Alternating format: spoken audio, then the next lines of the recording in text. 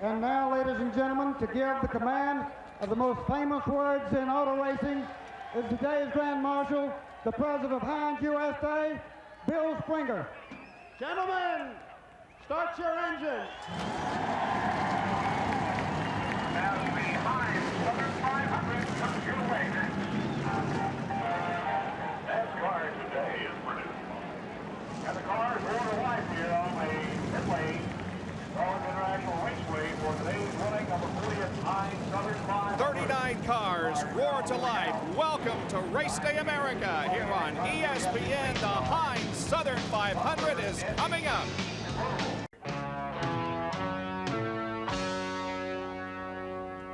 NASCAR racing this afternoon from Darlington, South Carolina, the Heinz Southern 500. And the cars begin to roll away from the pit area onto this 1.366 mile track.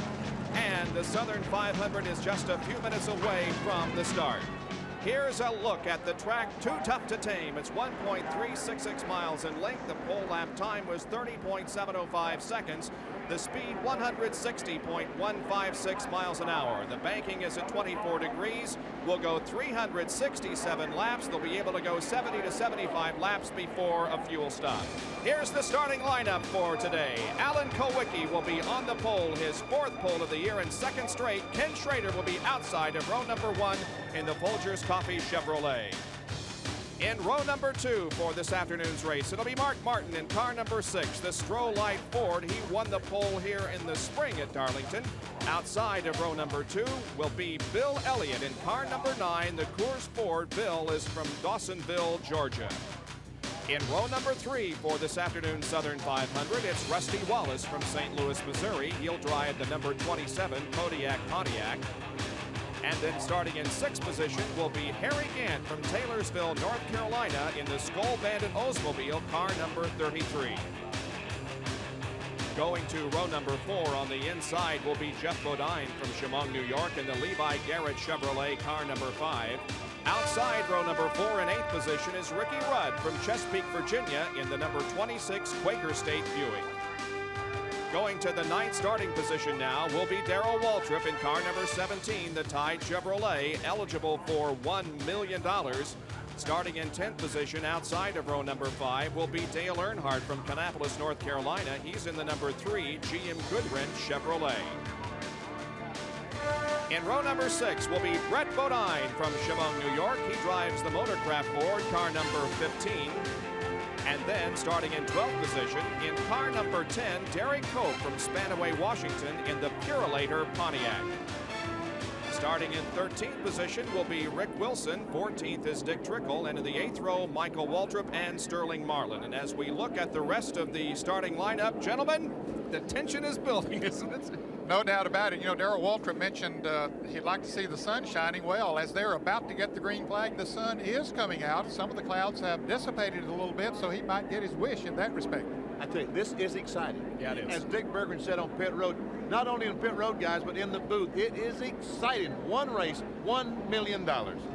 He has odds against him, no question about that, but Darrell Waltrip is very confident that he can pull off the victory here this afternoon. We have 3 in-car cameras for you this afternoon. One will be with Harry Gant, who won this race, at least here at Darlington in the spring. We have a bumper cam on his car. We're looking back at Ricky Rudd in the Quaker State Buick.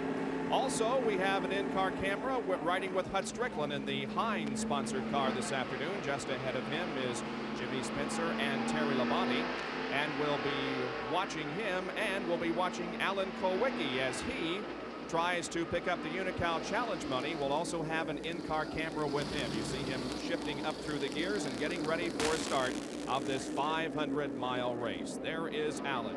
Well, the weather is overcast here. It has been very, very hot and humid since we arrived. It did rain just a little bit earlier today, and it's slightly less humid. The clouds remain. However, as Ned just told you, the clouds are dissipating somewhat. It looks like a great afternoon of racing. Let's go to Dick Berggren quickly. Some interesting statistics, Bob Jenkins. In the last 3 races, when Alan Kulwicki won the pole, Darrell Waltrip won the race. In Atlanta, Kulwicki won the pole. Waltrip started 4th and won. Waltrip started 4th again at Charlotte when Kulwicki won the pole, and Waltrip won. At Bristol last week, Waltrip started 9th. Kulwicki started on the pole. Waltrip won. Guess where Darrell Waltrip starts today? Right, 9th. But there's one more item here, and that is that the last time Alan Kulwicki signed a sponsor contract during race week was at Phoenix last year, and you know the story there. He won the race. So maybe he'll do it here today, too. Jerry Punch, what's going to happen with you? Well, a lot of statistics for Darrell Waltrip also, but you mentioned Alan Kulwicki, and you know the fact that 4 of the last 5 Southern 500s have been won from the pole. And Alan Kulwicki says, hey, if I can do that today, it'll be a great weekend. He signed a new contract with his sponsor. He'll pick up $144,000 plus the purse money here, so almost $250,000 to Alan Kulwicki. So it could be a red letter day, history making here in the Southern 500. Bob? Thank you, gentlemen, and you will see that $1 million will buy, among other things, 100,100 gallons of antifreeze that Alan Kulwicki might want for his ZRX Ford. I get that wholesale for you, Bob. We get more than that. Davey Allison had a rather poor qualifying effort here this weekend. He's starting way back in 25th position. But look for him to come up through the pack. I think he has his car working much better. There he is alongside of Dale Jarrett in the Hardee's Pontiac. And I believe that both of those drivers will make moves towards the front as we're about ready to go for green. The Heinz Southern 500 from Darlington Raceway in South Carolina is about to begin. Darrell Waltrip sets off to win $1 million, and Alan Kulwicki grabs the lead going to turn 1. Boy, did he get a good jump on the start of the race. The 39-car field makes it safely through the first and second turns, and now Alan Kulwicki is already at the end of the backstretch. There is Darrell Waltrip alongside Harry Gant as the cars now are in the banking between turns 3 and 4. Here's Kulwicki leading.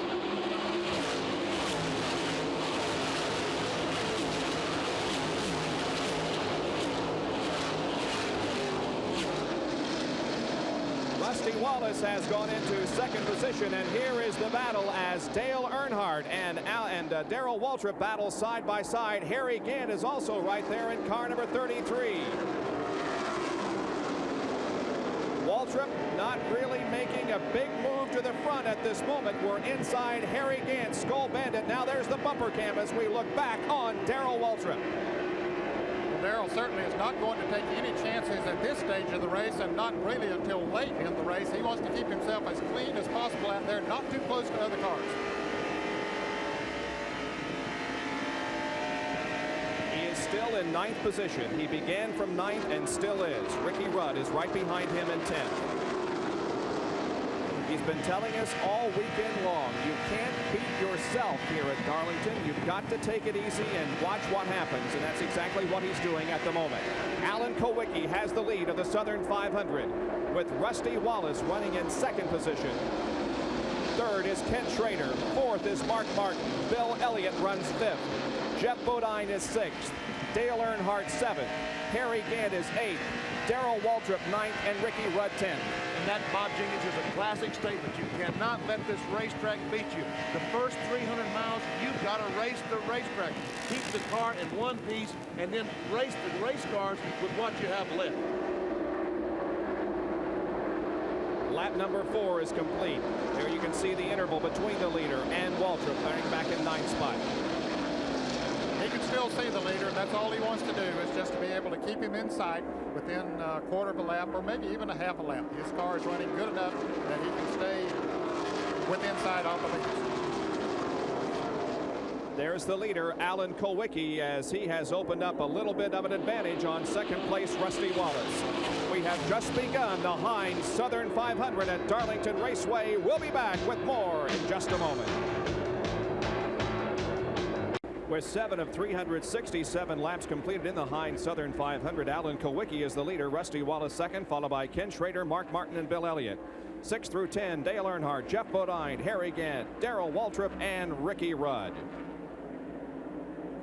There is Kulwicki as he comes off corner number 4, about to complete lap number 8. He got himself a good jump on the start of the race, Bob, and has maintained a pretty good distance in front of Rusty Wallace, who is running in second place. Ken Schrader Running in third, fourth is Mark Martin, and fifth, Bill Elliott. And I think that all these drivers are doing just exactly like we talked about Darrell Waltrip a moment ago. They're basically letting the racetrack, just watching the racetrack. Don't use your car up too early. We're watching the race here for 7th position. Jeff Bodine in car number 5, and now we are riding with Harry Gant, who is in 8th spot at the moment. You can see the car bounce as they go down the front straightaway here into the first turn. The pavement is a little uneven from the start-finish line down towards turn 1. See Jeff Bodine moving on the outside of the car being lapped there already. James Hilton going a lap down. Once again, 7th and 8th, Jeff Bodine and Harry Gant, who won the Trans-South 500 in the spring here at Darlington. And of course, he won the Gatorade 200 Busch Grand National race here just yesterday. Davey Allison started in 28th position and is having trouble moving through the field. He started in 25th position. He's picked up a few positions, though, Bob. He's doing it very carefully, but he has picked up several positions. Looks like his car is working pretty well as it goes high into the turn, sort of makes the V out of that turn, then comes back down to the inside. That's the way that we'll see most of them going through that turn 1 and 2 today. That's Ernie Irvin in car number 2, right behind Davey Allison, who was married last Wednesday. And Jimmy Spencer in the number 88 car that's behind Ernie Irvin. Rusty Wallace now has closed in a little bit on Alan Kulwicki. Yes, just a car length or two back, and he's just done this in the last lap or two. So either Rusty Wallace has found a great combination, or Kulwicki's slowing down a little bit. And Bill Elliott is slowing on the racetrack. Dale Earnhardt just blew by him on the outside, and Elliott may have a problem, although it appears as if the car is running okay now. But boy, Dale Earnhardt just went by like a rocket ship. Bob, I went by and talked to Ernie up this morning, Bill's brother, and also the crew chief on that Ford Ford. He told me they changed 3 springs, a sway bar, and the weight distribution this morning. So I think that they're probably going to have some caution flags and do some adjusting all during the race if they're going to get that car correct. Bill probably just trying to sort it out right now here early in the race. Maybe not working as perfectly as he would like for it to, but he didn't fight Earnhardt. Just moved over and let him go, I think. And he said, let me follow him for a while. Maybe he's running a better groove than I am.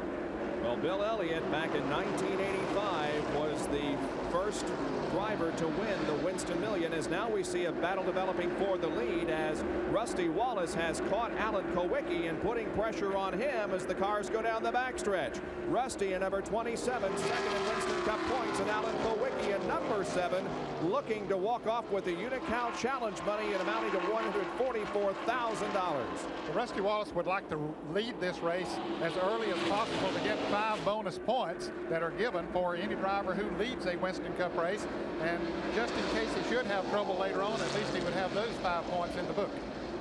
Well, Alan Kulwicki has led from the drop of the green flag. He's been our only leader so far, but Rusty Wallace is that close to him.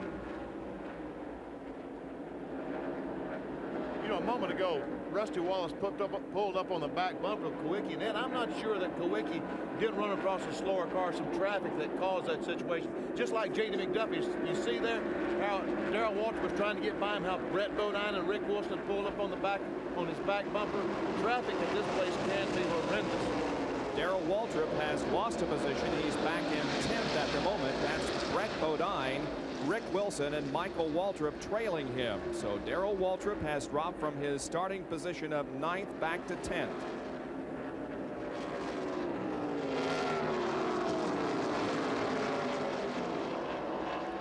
But you can see how he keeps himself clear of the other cars as much as he possibly can, Bob. And that's good, smart driving. And this is not new for him today. He does that in practically every race, especially on a tough track like this one.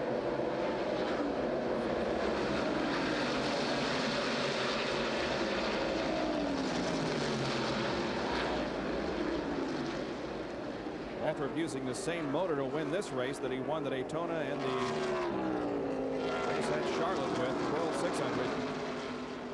And we see the red and white number 15 right behind Darrell Waltrip. That's Waltrip we see in the shot now. The red and white car behind Darrell Waltrip, driven by Brett Bodine. It was announced here Friday or Thursday, I guess it was, at a press conference. He is going to drive the Quaker State automobile owned by Kenny Bernstein next year.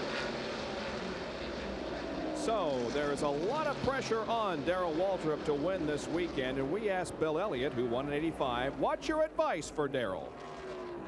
Darrell knows. I mean, all he's got to do is win a race. It's just plain and simple. It speaks for itself. It sounds simple, but it isn't. Darrell has his work cut out for him, and you saw the lead change as Rusty Wallace has taken over the top spot from Alan Kulwicki on lap number 18. Well, he made it look pretty easy as he moved around. He followed him for a while, saw where the best place on the track would be to make that move, and did, and now he has picked up those 5 bonus points as we see car number 16, Larry Pearson, going high, Morgan Shepherd going by on the inside. That's Dick Trickle in car number 84, and Bobby Hillen in car number 8 up in front of them, and Greg Sachs is in the pits. The yellow flag is out. Sachs has been into the wall. Caution is out for the first time on the Heinz Southern 500 as Rusty Wallace gets it slowed down. We're checking to see exactly what the reason is. It could be, it is for debris on the racetrack caused by, as you indicated, Ned, Greg Sachs tangle with the wall. They're working on the right side of the car. You can see they're pounding the sheet metal out from the wheel area. But he did indeed scrape the wall, and debris is on the racetrack. So that's the reason for our first caution in the Heinz Southern 500. That's the infamous Darlington stripe, damage to the right side of the automobile where it makes contact with the outside retaining wall. Pit stops coming up. Here come the leaders in for pit stops as Greg Sachs goes out of the pits. Here comes Rusty Wallace, Alan Kulwicki, Mark Martin, Schrader, Bodine, Elliott, Waltrip, and others in for pit stops. Now let's go to Dick Berggren, who is with Alan Kulwicki. Well, what they're going to do here is everybody is going to, we got the 7 car on the bottom, Rusty's on the top. Everybody's going to take 4 tires on this. The hot ticket, they said, no, they're not. Kulwicki has taken 2 tires. He is going to beat everybody on the racetrack. Kulwicki has taken only 2.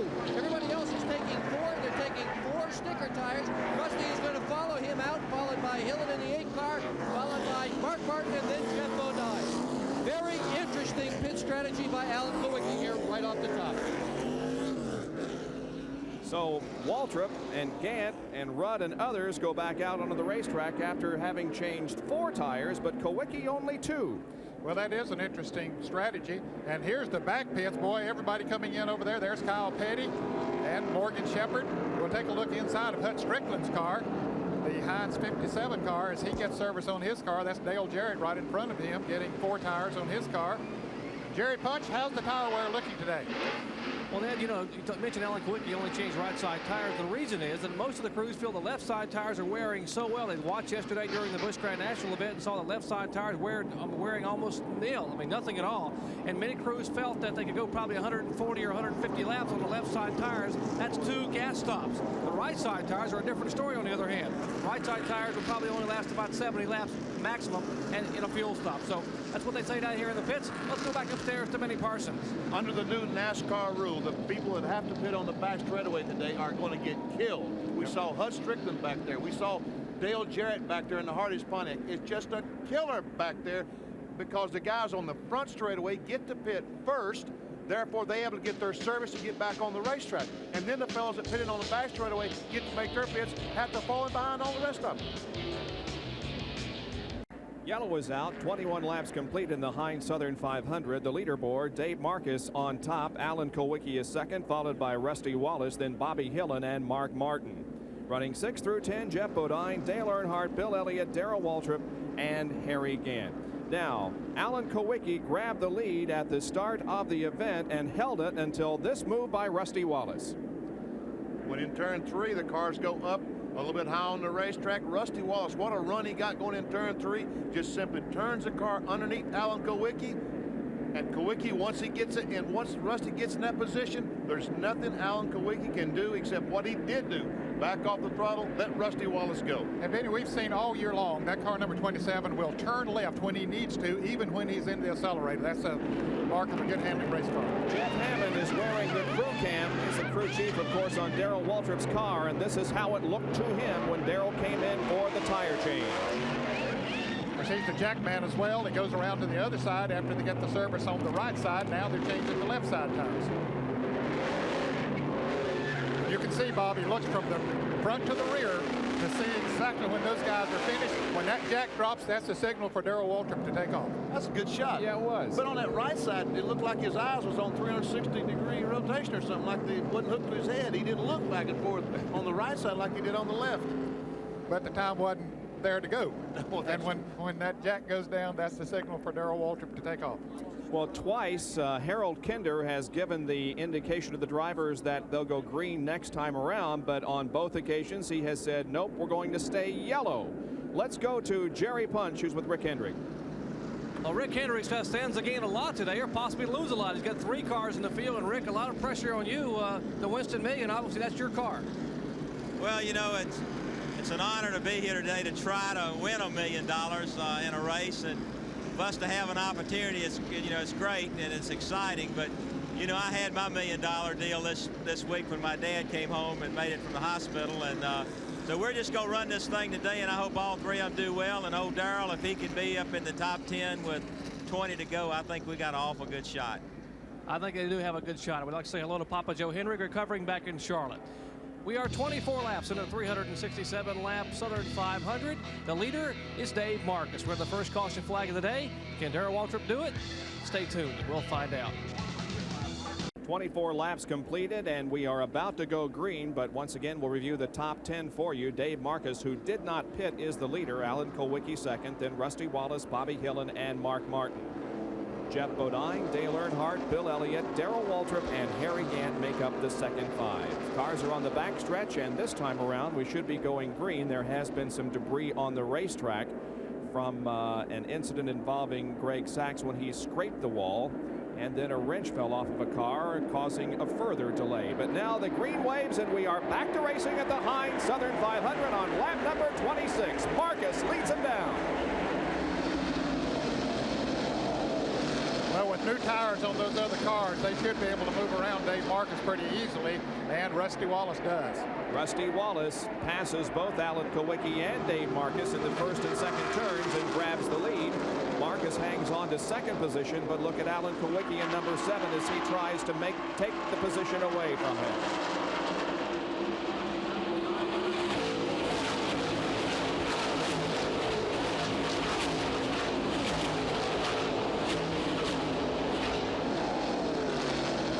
Kulwicki has second position, Marcus to third, and here comes Mark Martin in car number 6 to try to grab third from Dave. Boy, new tires make such a difference here at Darlington, at least for the first 4 or 5 laps. And Dave Marcus already had more than 20 laps on his tires. He chose to stay out there, get those 5 bonus points. Look at Dale Earnhardt trying to root under there, but he decided that was not the time to make the move. Now Earnhardt will pull to the inside of the racetrack. Jeff Bodine is hooked right on his back bumper as they head to turn number 1. Earnhardt picks up the 4th position, and here comes Jeff Bodine as Dave Marcus slides high on the racetrack. That's Bill Elliott and then Darrell Waltrip coming along. Darrell Waltrip passed Bobby Hillen on the inside. That's probably the closest Darrell's gotten to anybody all day, isn't it? Yeah. You can bet that Darrell's going to be very, very cautious, but on the other hand, he's not going to let people take advantage of him. We can see from Harry Gant's in-car camera, Darrell moved to the inside in turn number 4 and past Dave Marcus, and now we'll see if Harry Gant can do so. Down the front stretch and into turn number 1, he runs side by side with Marcus down into turn number 1 and does grab the spot. Marcus' car with the hotter tires slid up just a little bit. It gave Gant running room. And every one of those other cars made a pit stop. We were looking out the back of Harry Gant's car into Dave Marcus, the Lafroy Chevrolet.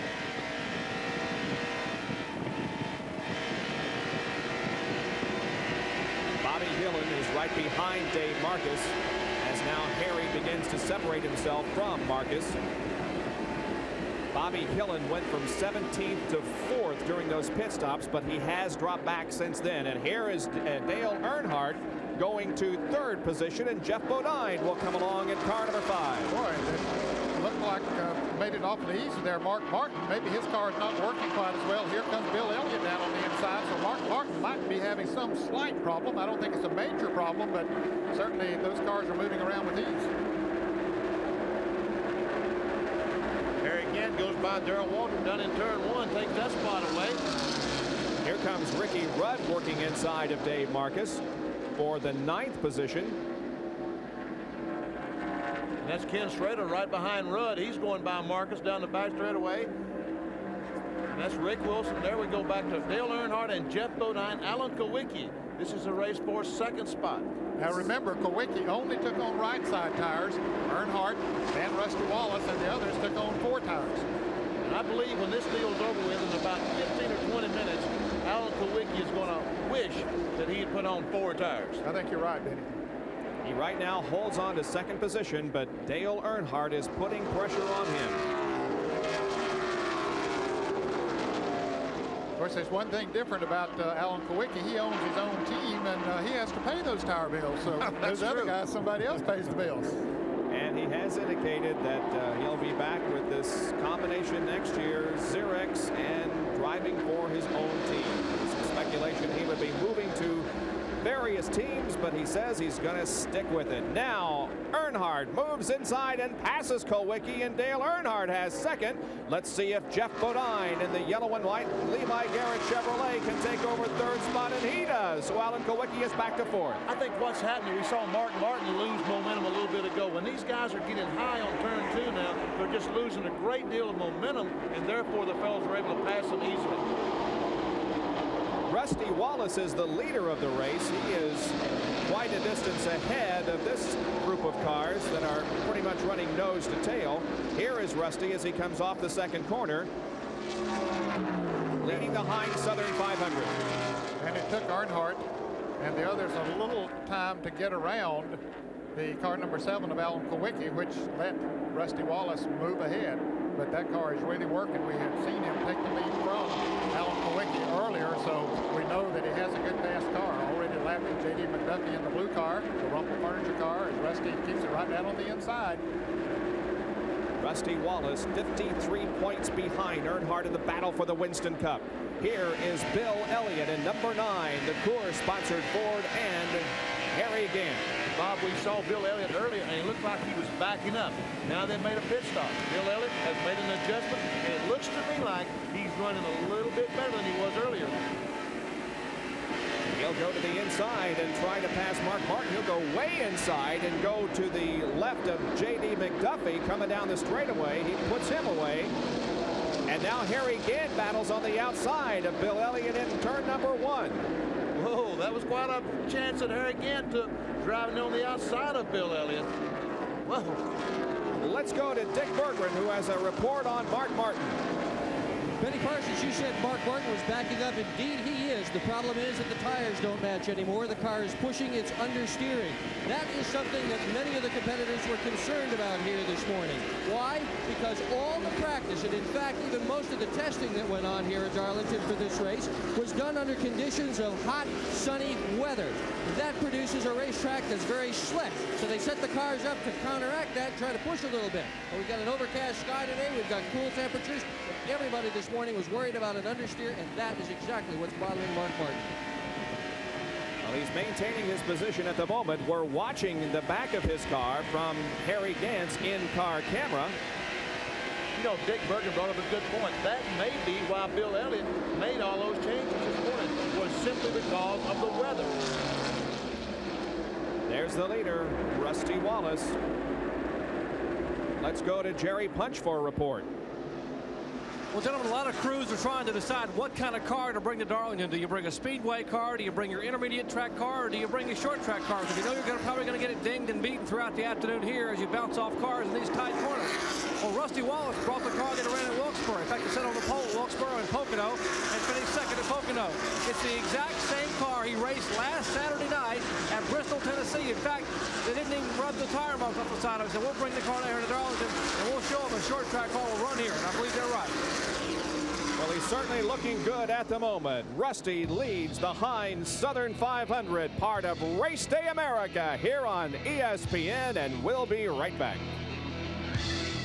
And we are now back live to Darlington, South Carolina, in the northeastern portion of the great state, and we are watching Darrell Waltrip's quest for $1 million. Darrell is still in 10th position. He has been in that spot for several laps and just playing it cool. Yes, he's playing it cool, Bob, and he dropped back a couple of positions. He was in 8th a little while ago, and we have a report, Benny, that maybe his tires is going away a little bit. I tell you what, what, his car does not look like it's handling that well now. Darrell Waltrip, I'm sure, very concerned. And look, Dale Earnhardt has gained considerably on Rusty Wallace. Meanwhile, those two cars have checked away from Jeff Bodine, who is running third, but we've got a good race heating up there for the lead. A couple of cars made pit stops while we were away for the IndyCar start there.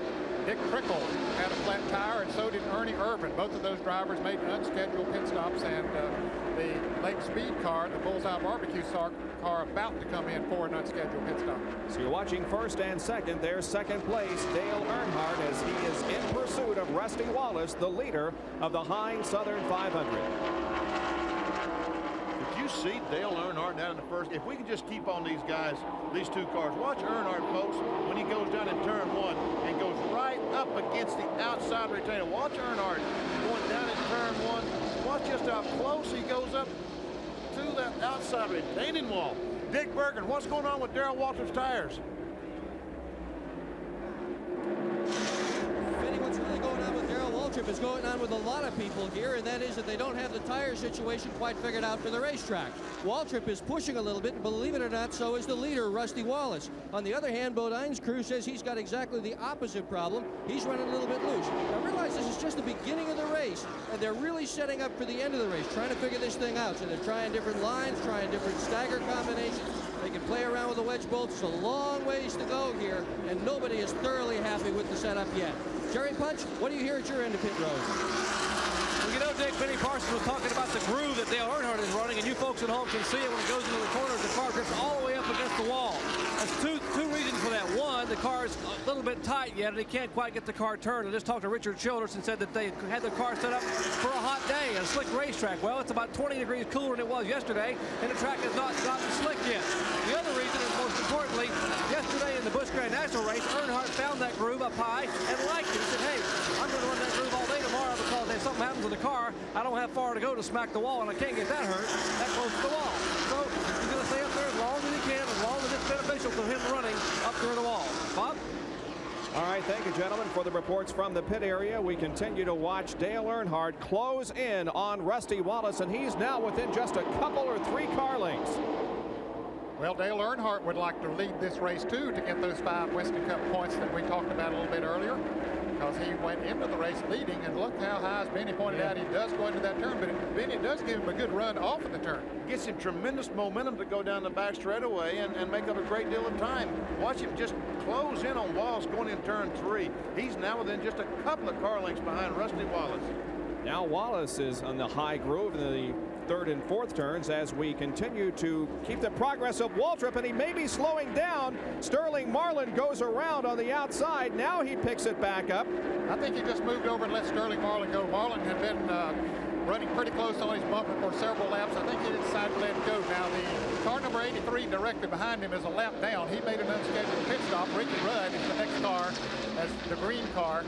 As far as position is concerned, now the car number 83 of Lake Speed goes by. Here comes Ricky Rudd down on the inside. Darrell not fighting them, as Benny pointed out earlier. That car not handling quite as good as it was earlier. He wants the caution flag so he can get in the pits and get some new tires on the car. That 83 car that we mentioned, that's driven today by Rodney Combs. Lake Speed drove the car on Thursday some, but turned it over to Rodney Combs, and he's driving the car today and doing a heck of a job. As a matter of fact, Lake qualified it on Thursday and then turned second day qualifying over to Rodney, and he had the faster speed, and so Combs is starting that number 83 car. Darrell Waltrip is now back into 13th position as Dale Earnhardt makes a bid for the lead, and he just smokes Rusty Wallace. Boy, he does. He just waited for the back end of that Pontiac to slip up a little bit, and he drove the Chevrolet right under it up in turn 4 and took the lead. It looked almost like Rusty Wallace passing Alan Kulwicki just a few laps ago. Almost identical the same way.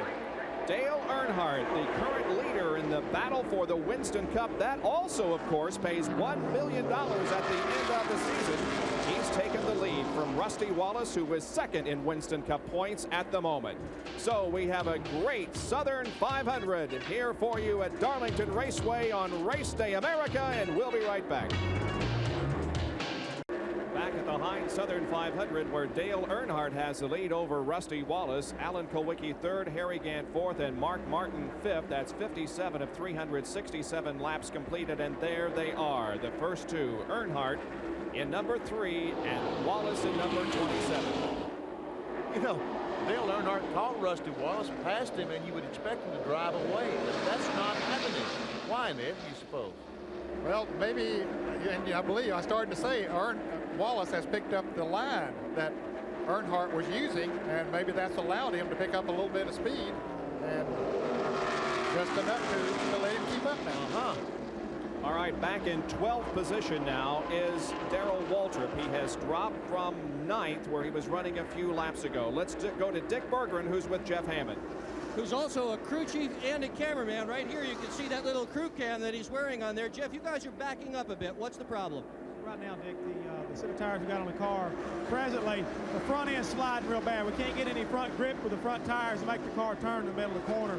It's really a problem here at Darlington, because if you can't get the car to turn, you know, you got to wait on the throttle before you can pick it back up to get down the straightaways, and that really slows you down here.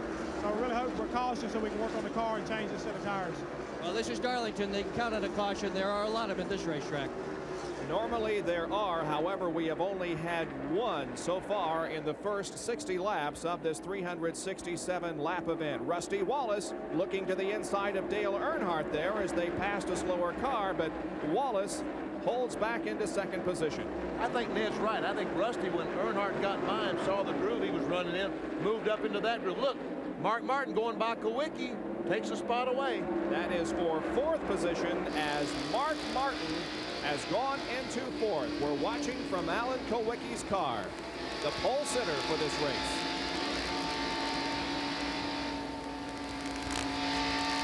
Jeff Bodine is approaching from behind.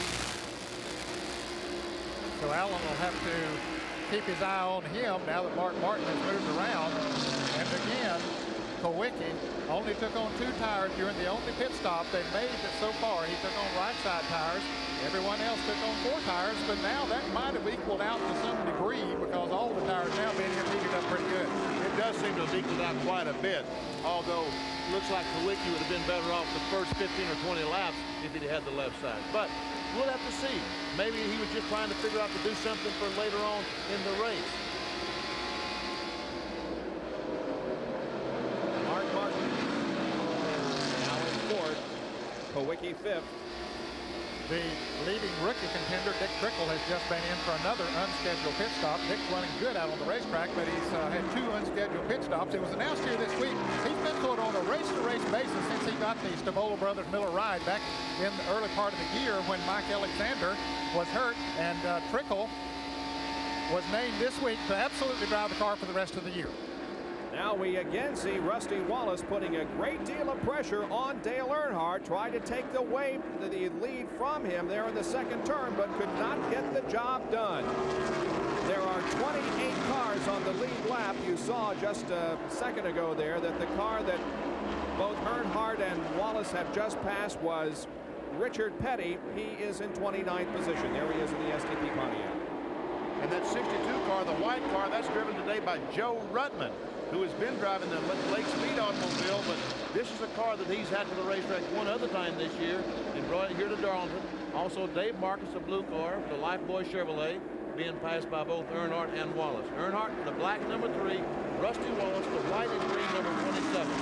Now that might be a classic example of the tires. Remember, not too long ago at the restart of this race, Dave Marcus was leading this race. He did not make a pit stop, but now he has gone a lap down. All the way back to 27th and a lap down for Dave Marcus.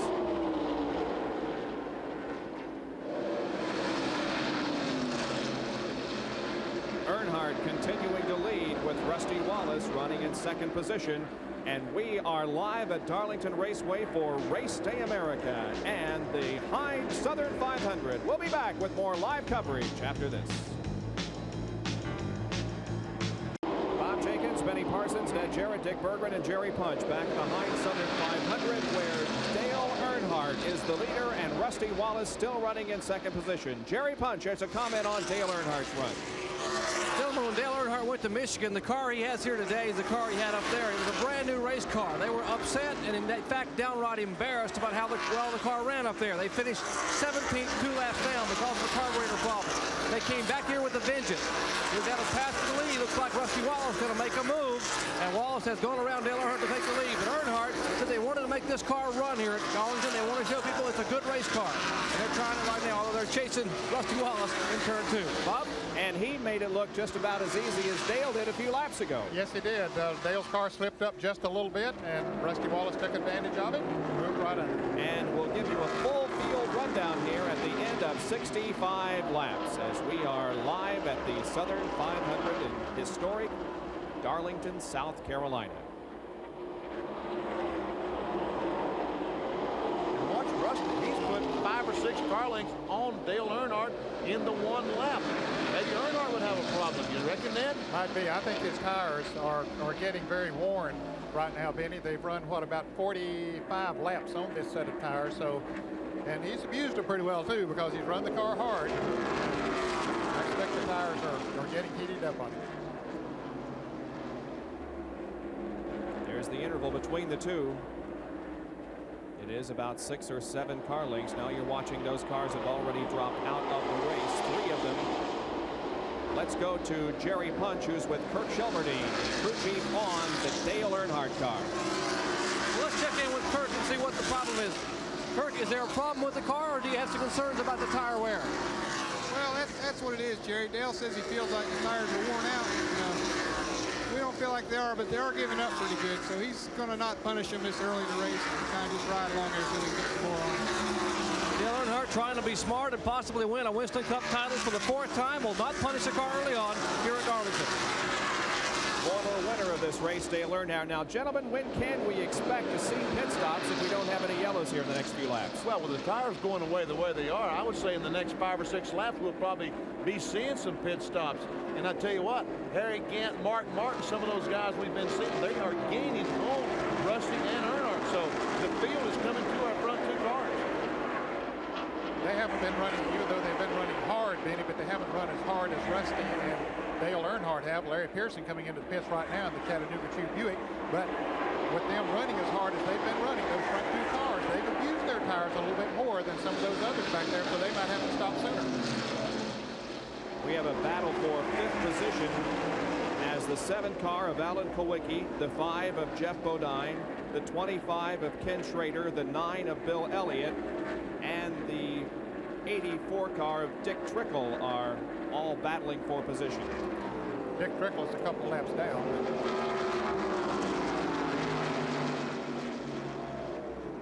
We ask Alan Kulwicki, Darrell has never won the race where you started on the pole. Do you think that that is an omen for today's event? Well, if it is, I think it's over. You know, I think it's going to change this weekend. He's got to beat Earnhardt, Wallace, Harry Gant, Mark Martin, myself. I think he's got his work cut out for him. The odds of that happening 4 times are pretty slim. And Kulwicki commenting on the fact that Darrell has won every race where he has started on the pole. That is phenomenal, isn't it? It really is. Well, there he is running in 5th place right now, Alan Kulwicki. Right behind him, Jeff Bodine, who is running in the 6th position. Ken Schrader right behind the red car, right behind the yellow car of Jeff Bodine, and then comes Bill Elliott.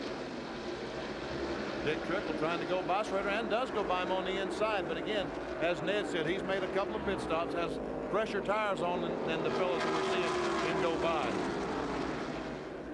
And Rusty Wallace is coming in for a pit stop, so our leader is the first to indicate that it's time to get some new tires on that car. And Here boy, comes Rusty Wallace. And there's other cars coming in as well. They're going to do right side tires. They're going to do left side tires too with Rusty Wallace. That is usually an indication of a problem. But they would come in here now. No other cars coming down pit road too. They're all going to start coming in now. Apparently this is going to be a regular set of stops under the green flag. We're going to watch and see if Rusty can stay on the lead lap. Rusty's still on pit road. 20 seconds and counting. Here goes Rusty. 21-28. Rusty Wallace. So Wallace back out. Others that have come in for a pit stop include Rick Wilson, Ricky Rudd, and now here's Earnhardt. Jerry Punch is there. Dale Earnhardt brings the Goodrich Chevrolet into the right side tire change. Now, these are actually about 15 laps earlier than we would expect it, but the concern over the tire wear, you heard Kurt Shelberdine call, is why they came in so early. They don't want to end up with half a race car into the outside wall here in Darlington. Left side tires going on the Goodrich Chevrolet. Through David Smith, Will Lynn, Kurt Shelberdine, the car down 21.8 seconds, and a three-time champion heads back down pit road. That is exactly. And we got trouble over in turn 2. Brett Bodine is down against the wall over there. Let's see, he's going to get going. It might not bring out a caution, but he spun, it looked like, as he came off of turn 2. And Rusty Wallace did go a lap down to Harry Gant, who has taken over the lead when he made that 4-tire change. Well, both Wallace and Earnhardt made pit stops in 21.8 seconds, and there will be no yellow flag apparently, as Bodine was, although he spun, able to get the car going again without an interruption. So Harry Gant is the leader in car number 33, with Mark Martin now running in second position and Alan Kulwicki third.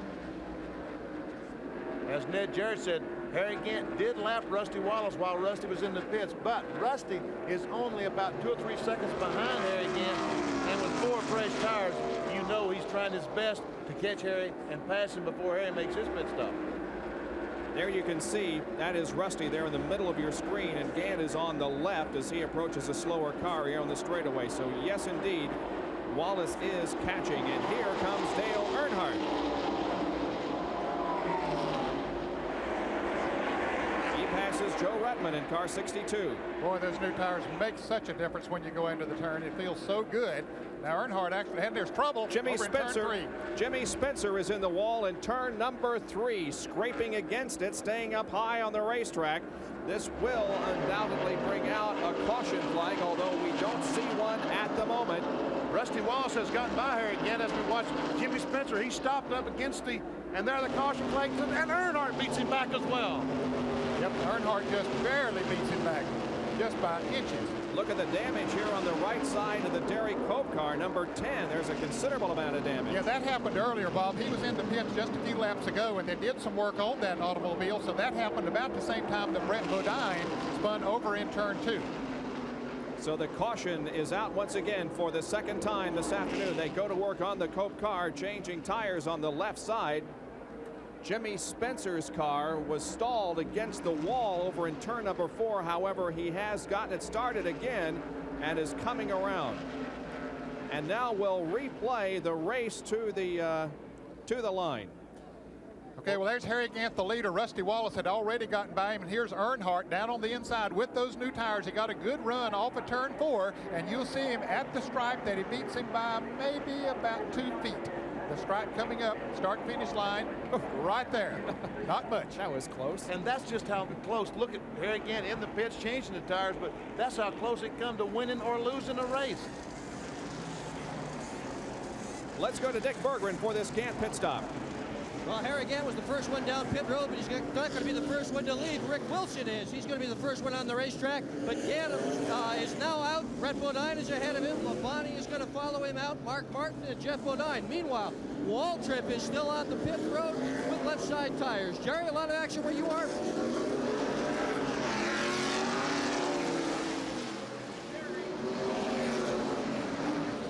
So the cars now begin to go out of the pit area as everybody has completed his pit stop for the afternoon, although there's a lot of activity on the backstretch pits. Back at the Heinz Southern 500, where Rusty Wallace has the lead once again, with Dale Earnhardt in second, Harry Gant third, Jeff Bodine fourth, and Mark Martin in fifth. We are under caution with 85 of 367 laps completed, and we are cautioned because Jimmy Spencer scraped against the wall up in the third and fourth turns, and we are about to go green once again. Rusty Wallace and Dale Earnhardt both made unscheduled stops early and changed 4 tires on the green. They decided to stay out now under the caution flag. We'll see if that was smart. Well, they didn't run too many laps, Benny, on those tires, so I think it was smart. Rather than give up track position, see, they had to go all the way around and catch up to the field, so they'd given up a lot of track position had they come into the pits. And since they had only run a few laps on those tires, I think it was smart for them to stay out there. Either way, Darrell Waltrip is shown in 17th. Make that 9th position at the moment. Darrell Waltrip is in 9th as we begin once again under race conditions at the Heinz Southern 500.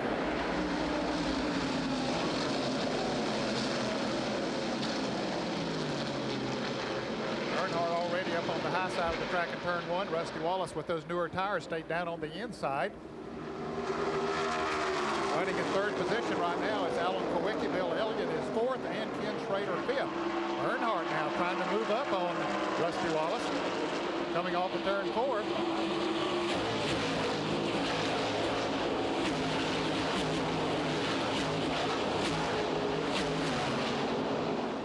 And here's Rusty Wallace going high, and Earnhardt trying to make a bid down on the inside. Wallace slips just a little bit. That's all the room Dale Earnhardt needed.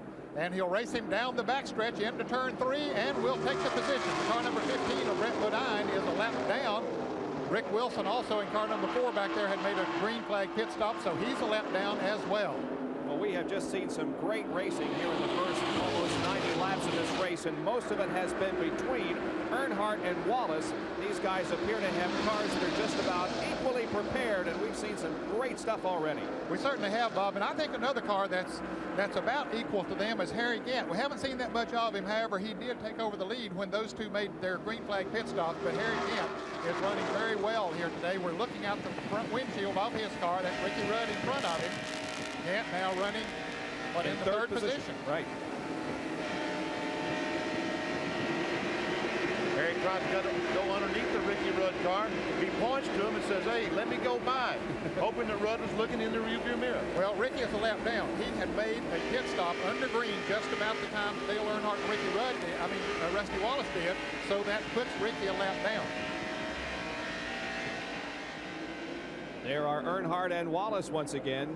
That's Brett Bodine in car number 15, who is a lap car and spun over in turn number 2 earlier in the race, but kept going.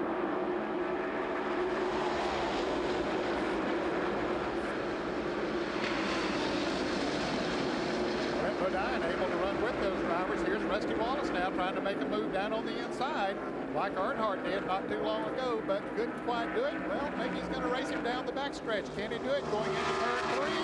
Earnhardt has to back off, so Rusty retakes the lead. But look at Earnhardt come back on the inside. And he says, love it. Rusty, stop that. And Earnhardt knew that Rusty Wallace was going to slide high going into that turn, and Earnhardt said, okay, I'll just move right back past him, and he did. So now Rusty's got to do it all over again. He's just going to try. He looks to the inside once again in the 2nd corner, but decides this time not to make a bid. Well, his back end got a little bit loose as he came off of that turn. Here comes Rick Wilson bumping Brett Bodine just a little bit. And there's Dick Trickle, car number 84. All of those cars are 1 or more laps down. Trickle is at least 2 laps down. He made 2 unscheduled pit stops under green flag conditions. And look at the back of that pack is Harry Gant. You can see him coming up, the green car coming up behind him.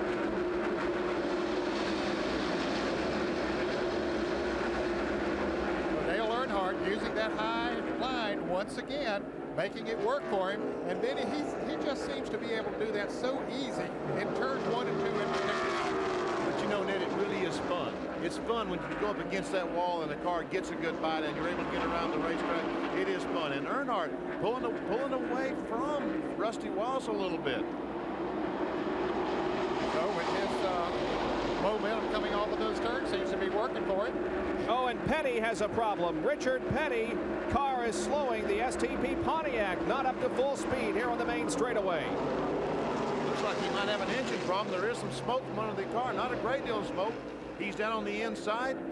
The NASCAR officials looked him over as he came down the front straightaway to see if there was any oil coming from the car. They didn't see any, so the caution is not coming out right now as we see Richard Petty, 7-time Winston Cup champion, going into the pits. Boy, what a tough year he's had. He missed the race last week at Bristol, simply didn't run fast enough to qualify, as he had missed 3 earlier in the year, and now going out of this Heinz Southern 500 rather early. And you see Dale Inman, the crew chief on his car, talking to Richard on the radio. Most of the crew members went back behind the wall, so apparently they figured that it is a terminal situation, but Petty will bring it to a halt there. Now Dale Inman motions for him to take her behind the wall. Never see Dale Earnhardt and Rusty Wallace continuing their battle. Well, for a moment, Earnhardt had pulled away about 10 car lengths, but it seems like that has stabilized a little bit. Rick Wilson in the yellow car running in third place on the racetrack, but he is one lap down. As we're watching Rusty Wallace trying desperately to gain on Dale Earnhardt, and I tell you, there's nobody that runs any harder than these two. Dale Earnhardt and Rusty Wallace. Wallace, we've seen him all year. The rear wheel spinning. Rusty, can your driving style last for 500 miles a year? I don't know. You know, it's just the way I drive. I guess people say I'm aggressive. In the car, I just try to drive a car as hard as it'll go, and sometimes it looks aggressive, but I'm not going to change my driving style any, if that's what you're asking. No. No, he's not going to change that driving style. He's going to drive as hard as it'll go all day. And so Rusty Wallace is in second position behind Dale Earnhardt on Race Day America at the Heinz Southern 500. We'll be right back. Welcome back to Darlington International Raceway in South Carolina. We're live for the Southern 500, part of Race Day America here on ESPN. Our Speed World coverage is being brought to you by Pontiac and your Pontiac dealer. We build excitement. By Levi's 505 and 506 jeans. And by the First Name and Filters Purolator, exceptional protection for exceptional vehicles like yours. And we are live at the Heinz Southern 500 Race Day America. I'm Bob Jenkins. We're covering Indy cars, IMSA racing, vintage racing, and we're also covering the Big Bud Shootout from Indianapolis Raceway Park for you this afternoon. It's going on there at that facility. A huge crowd is on hand, as usual, at Indianapolis Raceway Park as the first round of the Big Bud Shootout gets set to go. Now, in race number 2 in the first round of competition, that is Mike Dunn in the far lane, and in the near lane is Don the Snake Prudhomme. Many feel that he's going to win the Big Bud Shootout, and he does indeed advance to round number 2. There in the first round, he puts away Mike Dunn, who had a little bit of an oil fire in that car as he crossed the finish line. Now we move to other first round action. It's Kenny Bernstein against John Force. And we see that John Force just edges out Kenny Bernstein with an ET of 5.38. So in round number 2, it'll be Don Prudhomme against Bruce Larson and John Force against Mark Oswald. So that is the story of the Big Bud Shootout, and now we go back to Darlington and the Heinz Southern 500. And the story here is Dale Earnhardt and Rusty Wallace. You can see the two on the screen. Dale Earnhardt in the black car number 3 is leading. Rusty Wallace not too far behind, but Wallace has not been able to do anything with him here in the last 10 laps. And I'm telling you, it's been Dale Earnhardt and Rusty Wallace, but Harry Gantonette is coming. He is gaining ever so slightly. He's now even close. There he is, just about 15 car lengths behind Rusty Wallace and gaining every lap. He had a lot of traffic to come through on the restart of this race, and now he is beginning to gun down Rusty Wallace. We watch from his in-car camera. There he is again, and you can see Rusty out in front of him. 18 cars now in the lead lap. Running in the 4th position is Mark Martin. 5th is Jeff Bodine. 6th, Bill Elliott. 7th, Ken Prater. 8th is Alan Kowicki. 9th, Sterling Marlin. Darrell Waltrip running 10th. Hutch Strickland a good run, running 11th. 12th is Morgan Shepherd. Kyle Petty 13th. 14th is Michael Waltrip. 15th, Phil Parsons. Davey Allison 16th. Neil Bonnet 17th. And Dale Jarrett running in the 18th position. All those cars in the lead lap. Rick Wilson running 19th, 1 lap down. We've got a 3-car race shaping up here, don't we, gentlemen? Boy, Harry is really closing on Rusty. That's going to be a battle for second position here in just a moment as they go to the high side of the track and pass some of the slower cars, including Jimmy Means. Look how close Harry is, though. He drives this track as well as anybody that I've seen come along in a long time. David Pearson was an absolute master at this track for so many years and won a lot of races. And Harry Kent in recent years has been a fellow that just has adapted to this track. Of course, we mentioned he won yesterday. He has 3 wins here, 2 Trans-South 500s, and also he won the 85 Southern 500 here. As for more on that, let's go down to the pits. Dr. Jerry Punch.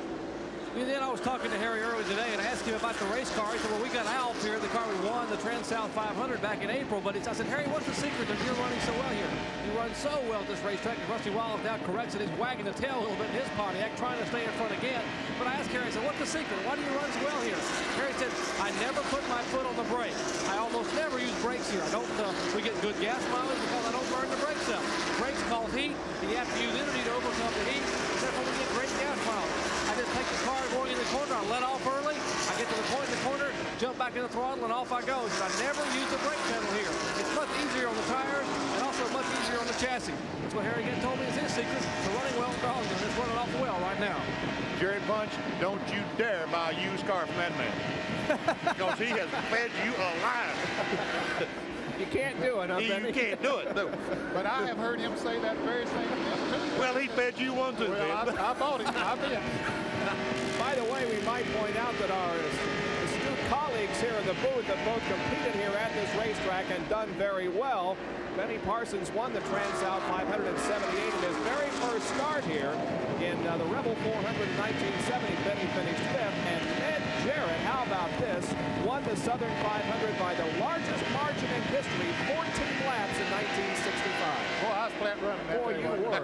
You were running the wheels off everybody. Well, the truth of the matter is that everybody had trouble that day, but we were very thankful to win that. Isn't that the day that Cale went out of the ballpark down here? Sure did. Went right over turn 1. The guardrail that was there at that time went right out of the ballpark. Well, there's a lot of history associated with this race, and anybody who can put it in their win column certainly has accomplished a lot. And at the moment, Dale Earnhardt is the leader of this race, but we're concentrating on the battle for second position between Rusty Wallace and Harry Gant. Now, Darrell Waltrip has slid back to 15th position at the moment. Watch Harry Gant. Just going through turn 1 and 2. If we'll stay with this in-car camera down in 3 and 4, in qualifying and all the practice, most of these cars run flat out through 3 and 4. There, Harry Gant's going in turn 3. Now listen. Listen to the accelerator. You're in back off? Back off. We're in the race now. You cannot run through there wide open. Track slicker now, and of course you don't want to take that chance either. And usually when you qualify, you got a brand new set of tires on there, and they'll stick good for a lap or two. Gant now using that line similar to what we've seen Earnhardt use here most of the day. Going in turn 1, going up high, and then back down. He's not able to do anything with Rusty, but the two of them, Rusty Wallace and Harry Gant, seem to be gaining just a little bit on Dale Earnhardt. Has some great shots from inside Harry Gant's car as he is looking for a way around Rusty Wallace, but has not been able to capitalize on the situation yet. Fellas, the sun has come out here at Darlington. It's been in and out, but I think that it's the sunniest it's been here since we started the race, and that might make a difference in the handling characteristics of some of these cars. Here are the guys that have led so far. Kulwicki, Wallace, Marcus, Earnhardt, Gant, and Neil Bonnet also has led a lap this afternoon, and 3 cars have dropped out of competition. James Hilton, Greg Sachs, and Jimmy Spencer. Spencer responsible for our second caution period of the afternoon a few laps ago. And that shot you're seeing now is from the back of Harry Gant's car. He got by Rusty Wallace going in turn 3, drove by him. Harry Gant now in second place. So Gant now will try to chase down Dale Earnhardt, who is the leader of this Heinz Southern 500. He has been able to pass Rusty Wallace and go into second. And of course, we can add Richard Petty's name to that out of the race situation. We saw him go out with an engine problem a little earlier. We're 112 laps into this 367 lap race. And so far, it has been, for the most part, all Dale Earnhardt. He's the leader right now, and we'll take another break and be right back with more live coverage on Race Day America 1989. The winner of the Heinz Southern 500 will walk off with a lot of money, but the guys with most money at stake, Darrell Waltrip, who could win $1 million, currently is running in 15th position, and Alan Kulwicki, who would be eligible for $144,400 in the Unical Challenge money at the moment, is in 8th. So both of them still, of course, in the lead lap and in position to win. And here we see Bill Elliott and Alan Kulwicki, car number 7. Elliott running in the 7th position, Alan Kulwicki running in 8th position. That's Bodine and Schrader ahead of them. inside Alan Kulwicki's car as he's right behind Bill Elliott. And Ken Schrader in the red car trying to pass his teammate Jeff Bodine. I say teammate, those cars owned by Rick Hendrick. And we're looking out the windshield of Alan Kulwicki once again as he sees what Bill Elliott is doing, coming off the turn 4 and down the front straightaway. There we see Schrader and Bodine bumper to bumper. Rick Hendrick able to see both of his cars in the same shot. Well, we asked both Jeff Bodine and Ken Schrader, would you give Darrell Waltrip a break if you're leading and he's second late in this race? He's going to have to work his butt off to get by me because I'm out there to win. I put this uniform on and I climb in that car for one reason, and that's to win. And I think it would be against the, it'd be a hypocritical oath against race drivers if you let somebody else win. If you moved over just to let him win to get that little bonus. If we're running first and he's behind me running second, he better be fast enough to catch me and pass me because he didn't move over for me at Daytona. I guess what they're saying is there are no team orders in the Rick Hendrick stable. No, I guess not. I tell you what, I asked his brother Michael, I said, Michael, would you give Darrell a break, you know, with 5 laps to go if you were leading the race? He said, he's in big trouble. I think it's pretty much agreed that everybody is going to try their best to keep from wrecking Darrell Waltrip and getting in his way. But when it comes down to a chance of winning the race, nobody is going to give it to Darrell. No, that's right. He's going to have to, the old-fashioned way, he's going to have to earn it. Now we've come back here to Darlington, South Carolina, and the Heinz Southern 500, and you can see the storm clouds gathering overhead. Here are the top 5 at the moment. It's Dale Earnhardt leading with Rusty Wallace running in second position. Harry Gant is third, Jeff Bodine fourth, Bill Elliott fifth. 159 of 367 laps completed. On Speed Week last Thursday night, we asked you to respond to us. Do you think that Darrell Waltrip will win here this afternoon and the Winston Million? And you can see that almost 73% of you said, yes, we think he can win the Winston Million, and 27% of you said no. Well, he's got a long uphill battle because Darrell Waltrip is a lap down in 16th position at the moment. The leader is Dale Earnhardt, and there is Darrell, who is beginning to move up a little bit. Yeah, with those new tires on, he just moved around Rusty Wallace. Harry Gant just passed Rusty Wallace for second place. Now Waltrip really on the move, trying to catch both Harry Gant and Dale Earnhardt to put himself back in the lead lap. Darrell Waltrip has never tried any harder in a race than he's driving right now. His car's not that fast today. It's not fast enough to be up there where he is now. He's only carrying his car on adrenaline right now.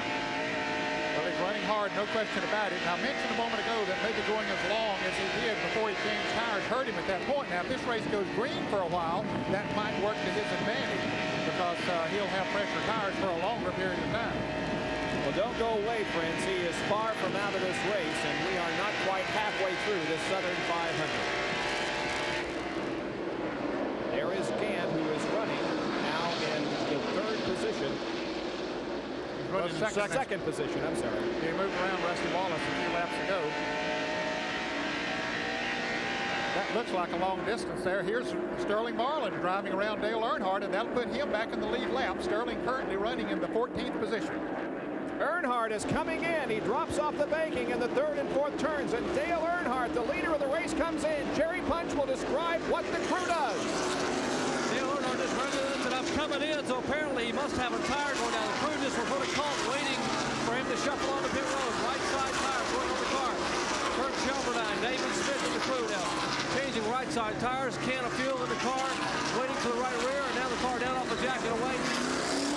Over 12 seconds, Earnhardt down the way, but a costly unscheduled stop for a right side tire going down on the Goodrich Chevrolet.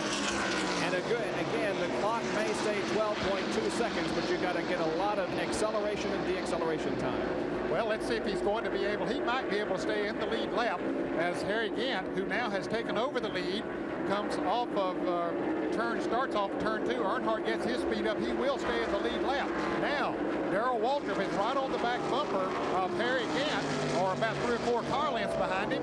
He would like to catch him and pass him, so he would be back in the lead lap. There we see Gant. Waltrip hasn't come into the picture yet, but he's not too far behind Gant now the leader of this Heinz Southern 500. There's Waltrip. Boy, he would like to catch up to Gant. Pass him. Then if a caution should come out, he'd be back in the lead lane. Let's go to Jerry Punch. What's that tire look like that came off Dale's car, Jerry? Well, it's the right rear tire, Bob, and actually right here is where the Goodyear engineers have marked it. There's a big puncture wound here, and I can feel the air coming out against my hand, holding my hand off the tire. He got a cut in the right rear tire. It could have been a lot worse. This tire could have been going down further, and he could have slammed the wall. But Earnhardt felt the vibration right away and called the crew and dove down pit road. So a good move on Earnhardt's part to keep the car in the race. Okay, so Dale Earnhardt does stay in the lead lap with Gant leading. 500 miles of Darlington can be quite exhausting, and staying comfortable is the subject of this week's Track Fact.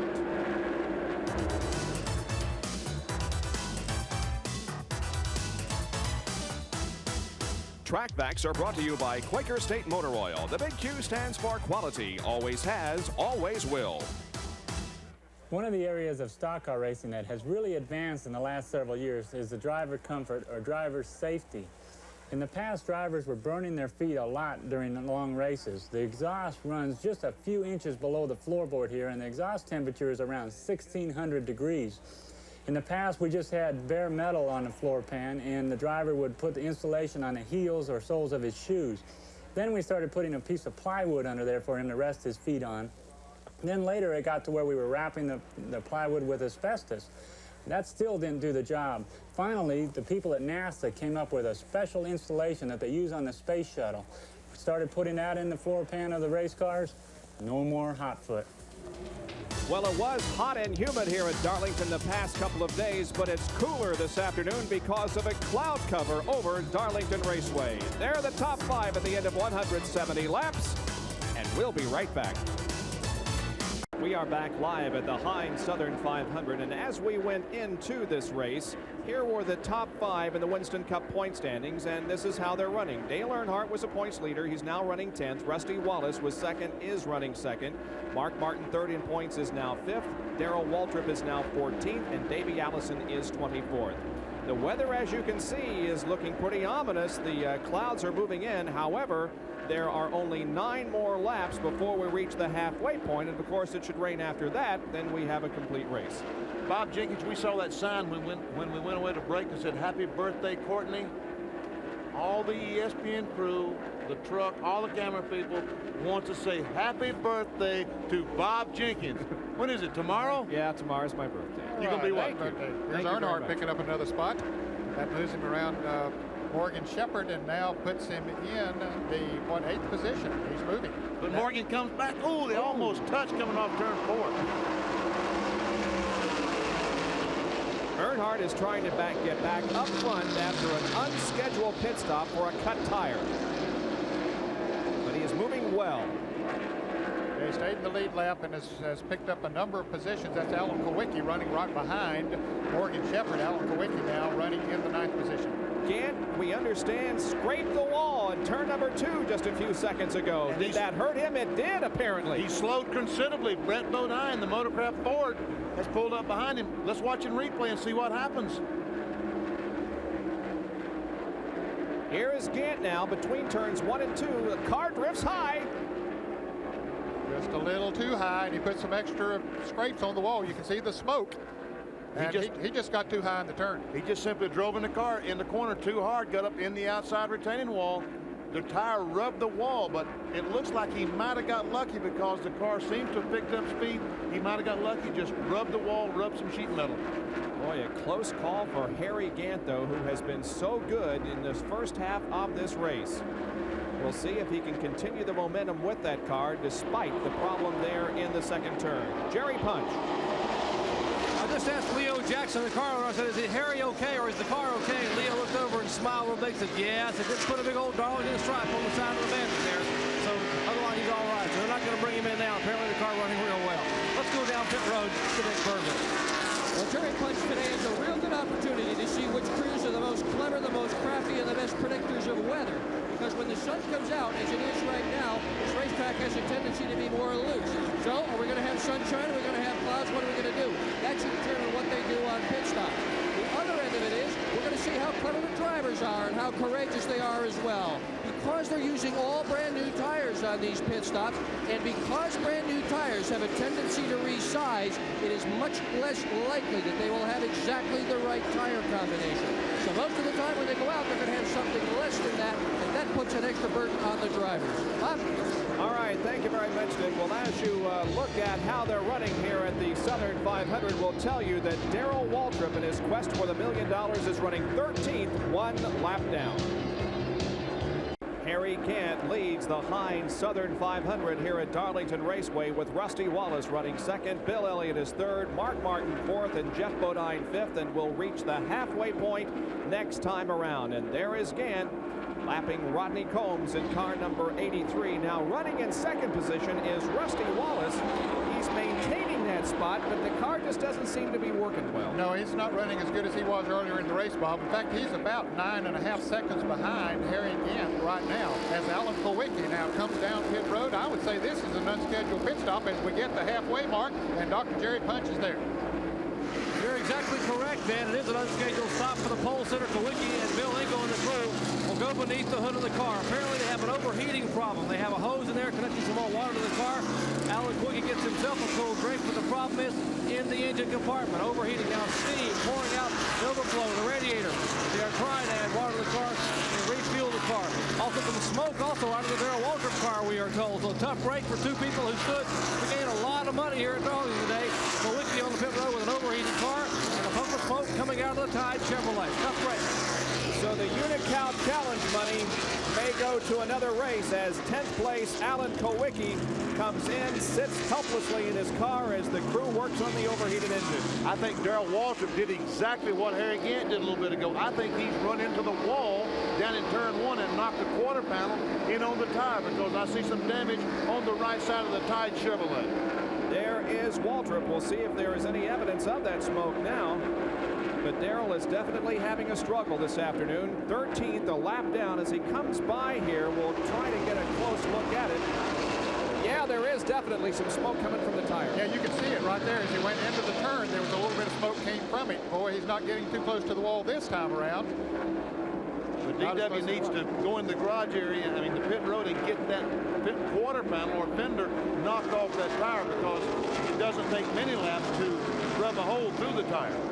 And his pit crew is standing by waiting for him in case he does come in. I think they're going to leave it up to him. Say, okay, now you're driving the car. How does it feel? They're looking to see if he's coming off of turn 4 down pit road. They're out there ready to go, but not that time. Dick, what do you hear down there?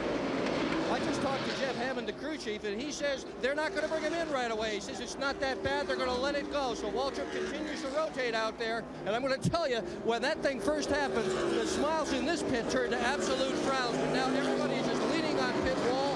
Very, very tense in the Waltrip Tide pit right now. Well, he doesn't seem to be running much slower than he was a few laps ago before it happened. No, I think his speed is still there, okay, and as long as the sheet metal don't rub the hole in the tire, well, then he's going to be okay. Let's say that Terry Labonte has gone into the garage area, out of the race in the Budweiser Ford. Tough day for the Junior Johnson crew. Meanwhile, here is Harry Gant in car number 33, who is the leader of the Heinz Southern 500 from Darlington Raceway. We'll be right back.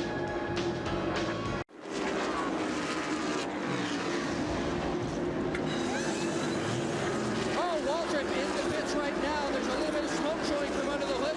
NASCAR said bring him in just at the same time Jeff Hammond decided to bring him in. Damage to the right front. He has twice scraped the wall. Waltrip sits in the pits, and the motor is dead on that automobile at this point. It does not appear to be running at all. So there it is. Now he's got it fired up again. They're looking underneath the car to see what other problems they might have. And there goes Waltrip. Well, the crowd releasing its emotions. Some are cheering, some are very sad that Darrell Waltrip has had to come in for that unscheduled pit stop after bumping the wall. And here is a replay of that incident. He's running right in front of Brett Bodine, and you can see him slipping closer and closer up to the wall, and there he goes into it. And he almost spun the car as he come off the wall. Oh, we see a lot of smoke in the left rear. Yes, the left rear rubbing that quarter panel badly coming off turn 4. just not going the way that Darrell Waltrip wants things to go. He's down 2 laps now, and there's a lot of smoke coming from the car. But see, that's coming from the left rear, because when he hit the wall, he's knocked the rear housing over, and the left tire is rubbing. They didn't look at that side. Dick Bergen, what do they know the left rear is rubbing? Waltrip is going to be coming in again. The tire that took off the car is really bent, Betty. You know, the outside rim is bent in, and that means that he's hit the wall very hard. Waltrip's crew is going to bring him in again. You're watching $1 million go away.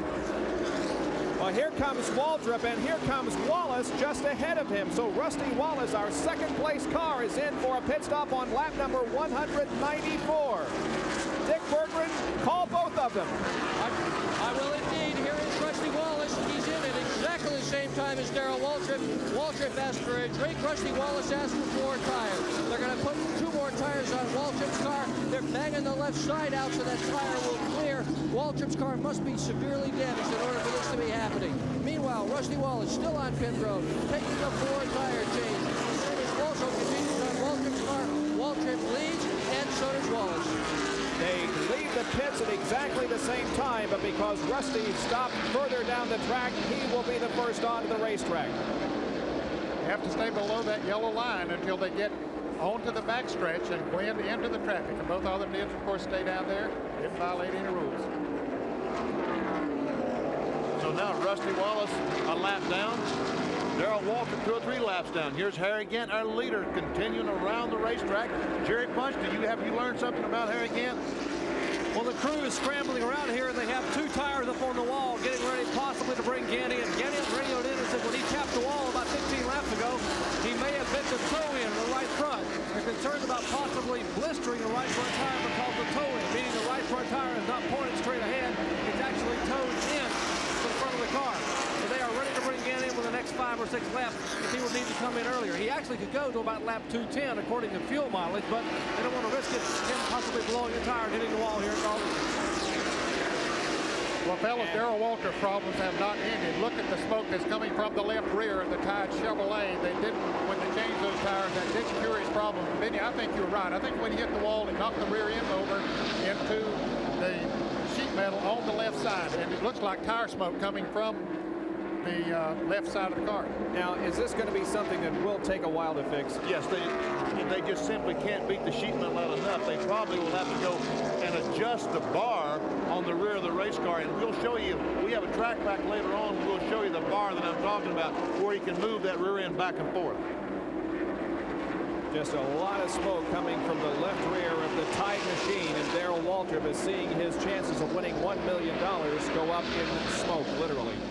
Yes, he is. He's given it a valiant effort, but it's just not going to be today, it doesn't look.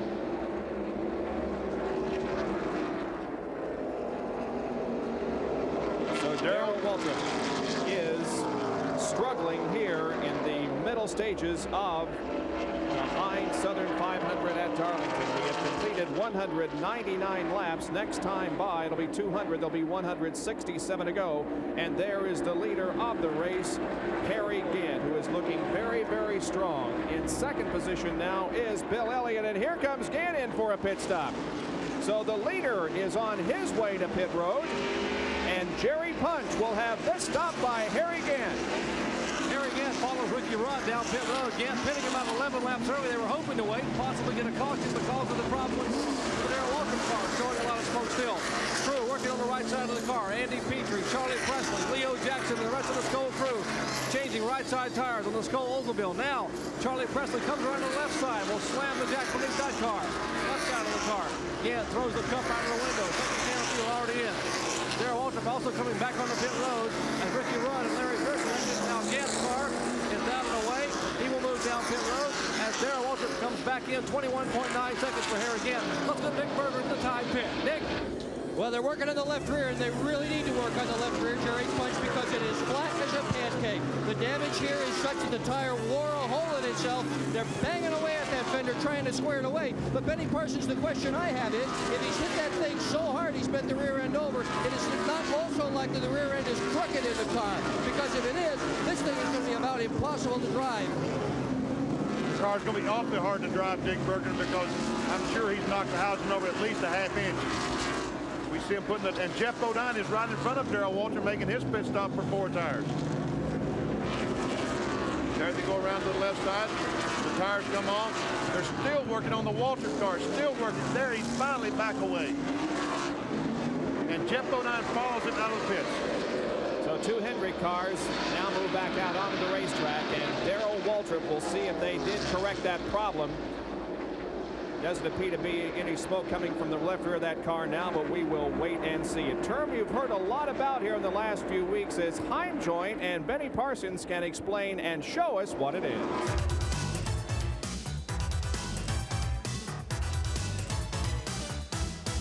Track Facts are brought to you by the Robert Bosch Corporation, makers of Bosch Platinum, the ultimate spark plug. You know, folks, it seems like for the last 3 weeks, all we've been talking about are Heim joints, spherical rod bearings or rod ends, whatever you want to call them. I'm going to call them Heim joints because that's what most of the Winston Cup mechanics call them, Heim joints. Now we're going to try to put this thing to bed forever. We're going to show you where they go on the race car. First of all, the carburetor linkage. Here, a right hand and a left hand with a rod in between so you can adjust the accelerator back and forth in case you do need to adjust it, and most of the time you do with every engine change. And now let's go to the front stabilizer bar. This is the Heim joint that they use on the front stabilizer bar. This piece down here. You see it hooks the front stabilizer bar to the front suspension. And again, a right hand and a left hand with a sleeve in between so we can adjust back and forth for whatever adjustment we may need. Now let's go to the rear of the car. That's where they use these big Heim joints, $75 a piece that these babies cost. And they go back on the rear stabilizer bar. You see a right hand on this side, a left hand on the other, the long sleeve in between so we can adjust the rear housing back and forth. You know, this week, Kathy Venturini made fun of me. I saw her in Chicago. She said, even a girl knows what a Heim joint is. You see, Kathy, I knew what a Heim joint was. I had no idea how to explain to the people. Better we show them. And now we know pit stops are being made here at the Heinz Southern 500. Ken Schrader is in. Jerry Punch reports. Well, they've already changed right side tires on the Folger Chevrolet. Bill Elliott just came in a minute ago and got 4 tires. He has gone back out. Schrader was the leader because Bill Elliott has pitted. Now Kenny Schrader is out and away in the Folger Chevrolet. Him coming off pit road will make Dale Earnhardt the leader. Schrader moves back out. You can see that Waltrip's car is still in the pit area. And there is the new leader, Dale Earnhardt, in car number 3. And they're, excuse me, Ned, but they're ready for him in the pits because I tell you what, these guys in the pits today are getting a workout because there's so much action on pit road. Earnhardt's car a little bit squirrely there in the first and second turns. He keeps the car, though. Now he dives off the banking, and here comes Earnhardt in for a stop. Jerry Punch will report as Dale heads down pit road toward you. Dale Earnhardt comes roaring in. Will jump awfully fast. He jumps on the brake. He slides almost through his 50. Finally gets the car stopped. Coughlin Myers holding the gas can. Will race up and put the gasket in. There will be 4 tires for Earnhardt. Likewise, the same change for Harry Gant, Bill Elliott, and Kenny Schrader. A 4-tire change. Crew down the left side of the car. David Smith pumps the jack between the under the left side. Kirk Shelburne, the left front tire. Put that second can of fuel in. Clock now winding away on the Dale Earnhardt pit stop. 23.3 seconds. He is down and away. Let's go up pit road to Dick Bergeron. Now, Jerry Punch, here's a $1 million tire. You can see where the tire has been rubbed away. This is off Darrell Waltrip's car. They just took this one off. They put another tire on. They ran a few laps. They just had to come in and take that one off, too, because they are still rubbing away at the right rear, left rear tires on Darrell Waltrip's car. Certainly is a disappointment. He has gone down laps. He is virtually out of it for the chance to win that $1 million today.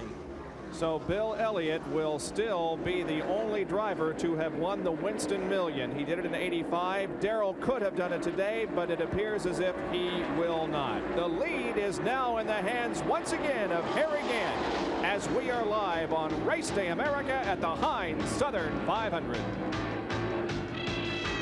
Welcome back to ESPN's coverage of Race Day America here on ESPN. Stock car racing here at Darlington. We've got Indy cars, we've got IMSA cars, and we've got the Big Bud Shootout at Indianapolis Raceway Park. Round 2 has been completed. Now we're set up for the finals. There is a lot of money at stake in this Big Bud Shootout. As a matter of fact, the winner will get $50,000.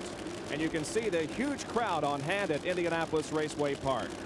Mark Oswald is in the near lane, and he is the defending champion of the Big Bud Shootout. In the far lane is John Force. The two cars stage. The green light goes on. They're close all the way down, but it's John Force winning with an ET of 5:37, and he goes to the finals. Now, in the other second round activity, it's Don Prudhomme with the inside lane going against the funny car points leader in NHRA competition, Bruce Larson. Don Prudhomme run a 5:17, and look, it's Bruce Larson who red lighted, and that gives the win to Don Prudhomme with a 5:28. He ran a 5:17 in the first round. He is the favorite to win, and his opponent in the finals will be John Force. Don Prudhomme and John Force in the Big Bud Shootout finals that we'll have later this afternoon here on ESPN. Right now, we go back to the Heinz Southern 500 in Darlington, South Carolina. And Harry Gant still leading the race, but just a moment ago, Bob Jenkins, he got into the wall once again. We saw him get into the wall a little bit earlier. Let's watch him again as he goes into turn one. Benny, he just gets in there too high again. And he hits it even harder this time than he did a little bit ago. Some pretty serious damage that time as we see the concrete fly as Harry Gant goes along the wall. Now, Mark Martin, who was running right behind him, got by him and got back in the lead lap. Mark had gone a lap down on a pit stop, but Harry Gant still leading out there. But there's Mark Martin right in front of him. And Darrell Waltrip continues to have problems. He's back out on the racetrack. You know, we overheard a radio conversation just a moment ago between Jeff Hammond and Darrell Waltrip. And Darrell Waltrip told Jeff Hammond, his crew chief, I'd give $1 million to have his problem fixed. Darrell Waltrip goes for the $1 million, but he's not going to make it on this Sunday afternoon at Darlington, South Carolina. We'll be back right after this. From all of us here at ESPN, a very safe and pleasant Labor Day weekend. We are live for Race Day America at the Southern 500 in Darlington, South Carolina. Our Speed World coverage is being brought to you by the Heartbeat of America, today's Chevrolet. By the Die-Hard battery, now with more power when you need it most. And by Mr. Goodwrench. Mr. Goodwrench knows it's not just a car, it's your freedom. And we hope you're enjoying Race Day America as much as we are bringing it to you. Here at the Heinz Southern 500, it's Harry Gant who has the lead, but he's been into the wall more than once. Jerry Punch will report. Well, Harry Gant's playing tag with the concrete up in turns 1 and 2, and the crew had talked to him about it. He said, hey, I just cannot get the car to turn the way I like it to. The car is so very tight, it will not turn in the corners. One of the crew members said back, hey, but you can't use the wall to turn it. Said, you know, that's going to wear out the race car. Harry sort of chuckled, and we know that, but he's apologized to the guys for bouncing off the wall. Let's go up pit road to Dick Berggren. Jerry Punch, I'm in Rusty Wallace pit, and they are watching the nose of their car very, very carefully. A few laps ago, they picked up a piece of plastic in the grill. There's a lot of plastic flying through the air. The fans apparently have let go here somehow or another, and a piece of it stuck in Wallace grill. That's where the air goes through to cool the car off, so they're worried, and they've instructed Wally, keep your eye on that temperature gauge. If it goes up, we got to fix it. Well, you can see as he comes down the front straightaway, it does look like, as he passes car number 62 of Joe Ruttman, looks like there was a little something extra on that grill. Looks like a little bit of plastic on the right side of the grill. Jeff Bird looked in the window of our booth a moment ago. Jeff Bird, one of the representatives of R.J. Reynolds, the Winston brand, who was going to give, there we see the plastic on the right side of the grill, who was going to give away that $1 million prize to Darrell Waltrip. He came out and just said, saved $1 million. We'd like to remind you that as part of Race Day America, the Indy cars are running at the Red Roof Inns 200 at Mid-Ohio Sports Car Course. Now, that race is just about to end, but of course, we're not going to tell you who wins. You'll see that race in its entirety beginning at 5 o'clock Eastern Time this afternoon after the conclusion of our race. So the entire IndyCar race at 5 o'clock Eastern Time this afternoon, part of Race Day America on ESPN. Well, here's our leader, Harry Gant, who's still, even after those encounters with the wall, is still out there in the lead and running well. Ned, does this remind, oh, Harry Gant's in the wall hard that time. Awfully hard in the wall in turn 1. Harry Gant, once again, Darrell Waltrip going very slow in the Tide Chevrolet. There's Harry, and he got in the wall extremely hard that time. Let's see if he's going to come in the pits or if he has some damage. Yeah, he's going to come in, I believe. Well, maybe not. I thought he was slowing down. No, he stays up high on the banking and does not come in, but he did take quite a lick, and Darrell Waltrip is well off the pace just ahead of Harry Gant. Well, Harry Gant leading, Rusty Wallace second. There are 9 cars in the lead lap. Let's watch it again as Harry Gant goes into turn 1, what Benny Parsons was talking about, and Benny, he just slips up and wham, right into the wall. I think all those black marks up there are his. Ned, does this remind you of Darlington a few years ago? I mean, this is not like racing we've seen in the last 4 or 5 years. We're going back 10 years today. Well, we are. But most of the Darlington stripe came from turns 3 and 4 back in the earlier days. There was a guardrail all the way around, and you literally ran right up next to that guardrail. We'll have a caution on the track. Yellow flag is out. There is oil apparently on the racetrack. Yeah, spinning over in turn number 2 is Larry Pearson. He may have hit that oil. That was the reason why the caution flag was being waved at the starter stand by Harold Kinder. Larry Pearson, rookie candidate, gets the Chattanooga Chew machine back headed in the right direction, but the yellow flag does come out for only the 3rd time this afternoon in 226 laps. And I'll tell you, this will be a welcome caution period for a lot of drivers because they need some adjustments on some of those race cars as they were slipping and sliding around, and certainly for Harry Gant. And here's the tail end of Larry Pearson's spin down to the apron of the racetrack in turn 2. Larry has had a lot of problems here. He's been in and out the pits. He's had an overheating problem with the Chattanooga Chew Buick. He has run well, but he has made several unscheduled pit stops. And here's Harry Gant, the leader, and you can bet your bottom dollar he'll be coming into the pits. We have a replay from the in-car camera of Gant into the fence. Now watch this, folks. Oh, boy. Did he hit it hard or what? He hit it harder than I thought he did. But I'll tell you, he's a strong individual. Here comes Gant now in for the pit stop, and just about everybody else will come in behind him. Jerry Punch will report on Harry's pit stop. This is the break for Harry Gant. They were getting ready to bring him in anyway and check the car, so it will be a lengthy stop. They're going to check the toe in after they change the tires. Now the crew go to work. Charlie Plessley puts the jack underneath the right side of the car. Andy Petrie over to the right side. Leo Jackson, the car owner now, will check and beat out some of the sheet metal over there. They are wielding a sledgehammer, trying to beat the sheet metal out. Let's go up and check on Rusty Wallace's pit with Dick Berggren. Jerry, they removed that piece of plastic from the front of the car. Barry Dodson, the crew chief, and Jack Man has already done the right side. Now they're getting ready to do the left side. Jimmy Vacar is the front tire man here. Up to you, Jerry. Old crew now putting left side tires on Harry Gant's car. He is down and away. 4 tire change for Gant. They have beaten sheet metal out. Let's check back in with Dick Berggren. Dick? What a drag race down the straightaway here to get out, and Gant beat him out. Gant has managed to beat Rusty Wallace out of the pits. You know, from our camera there in the pit area, the left side of that number 33 car appears to be unscathed, but you can hardly see the number on the right side. Gant has been in the fence so many times. So we're under caution once again here in the Heinz Southern 500. And we'll resume our live coverage right after this. Here are the top 10 with 230 of 367 laps completed in the Heinz Southern 500. Harry Gant, the leader. Rusty Wallace second. Jeff Bodine runs third. Bill Elliott fourth, and Dale Earnhardt is fifth. In sixth position is Ken Schrader. Mark Martin runs seventh. Ricky Rudd is eighth. Bobby Hillen ninth, and in 10th position is Sterling Marlin. There are 9 cars on the lead lap.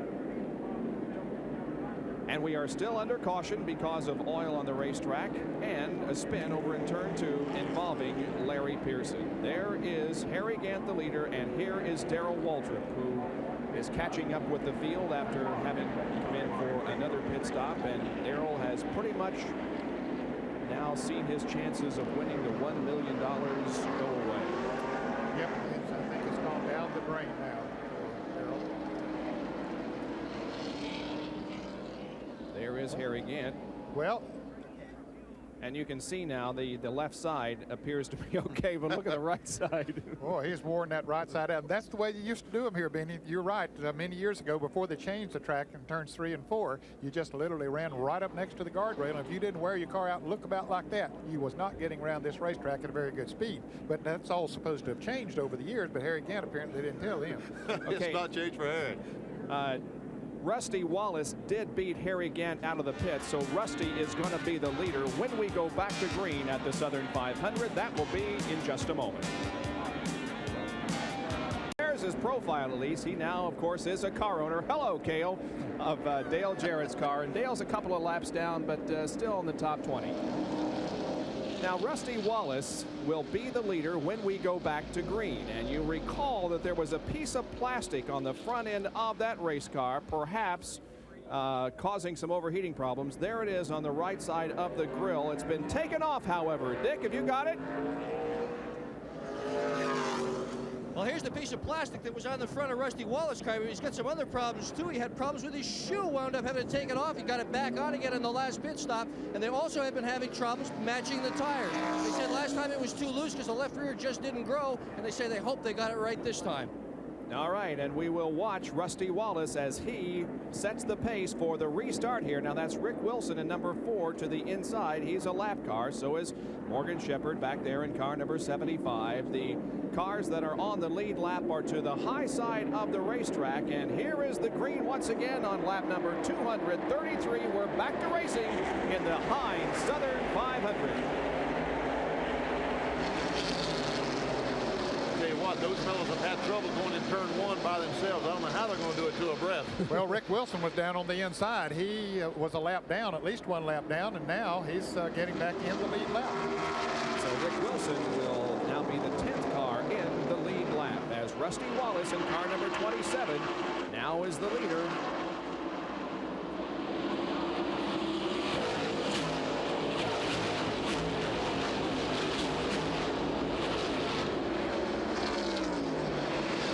Driver we would like to update you on. Again, Darrell Waltrip has fallen well off the pace, is many laps down. And another guy we'd like to update you on is the one who had the chance at the Unocal Challenge money of $144,000. He's out of the race. Here's Jerry Punch.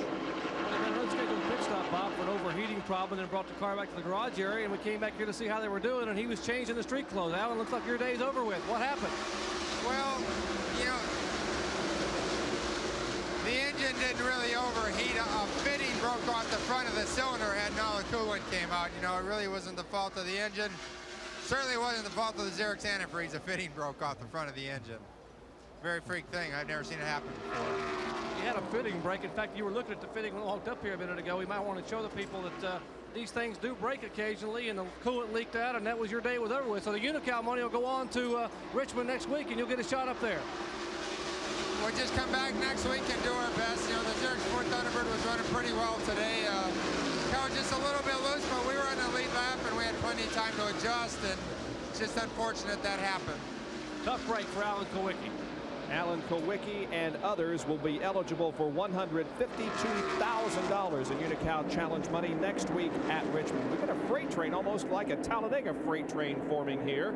That's Gant leading this group of cars, with Jeff Bodine being challenged by Bill Elliott to the inside. Dale Earnhardt is also in the thick of things, as is Ken Schrader, Bill Parsons, Michael Waltrip, and Mark Martin.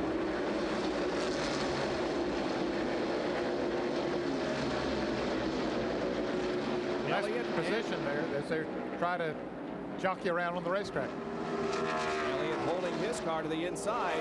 Doesn't appear to be working very well, though. He's lost a couple of spots and now will allow Ken Schrader to pass by, and he'll go to the high side of the racetrack. Bill Elliott, the caution flag, when he made his pit stop a moment ago, they sprayed some water on it like they were trying to cool it off. And the engine on Bill Elliott's Coors Motorcraft Ford runs like it's running a little bit hot right now, like you don't have all the power there that he's accustomed to having.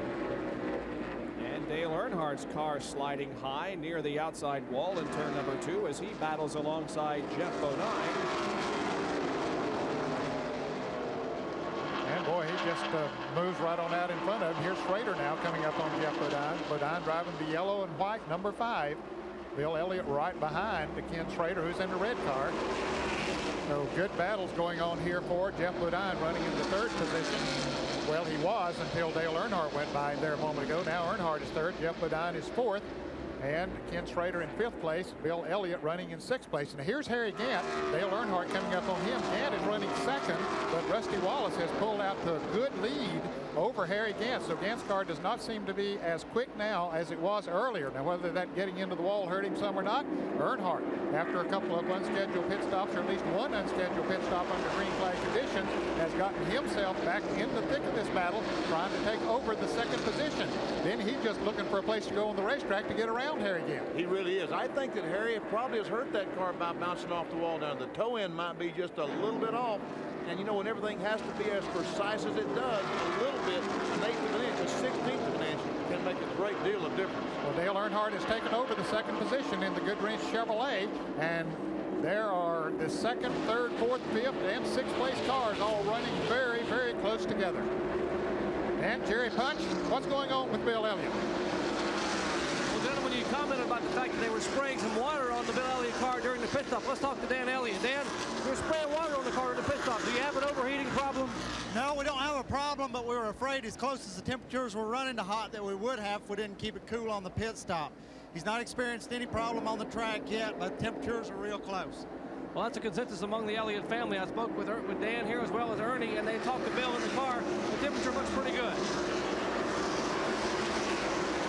Well, he certainly has driven a smart race, and he has won 2 Southern 500s here, and he did it by running fast and driving very smart. As a matter of fact, that red and white number 9, won the $1 million in 1985 when he had the opportunity.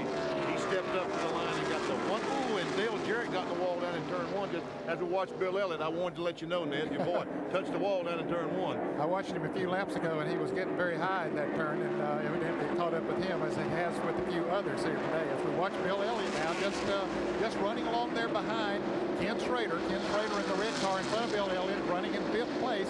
So Elliott running 6th. And now we see Ricky Rudd here in car number 26, who is running in the 8th position. Mark Martin in car number 6 is currently running in 7th position.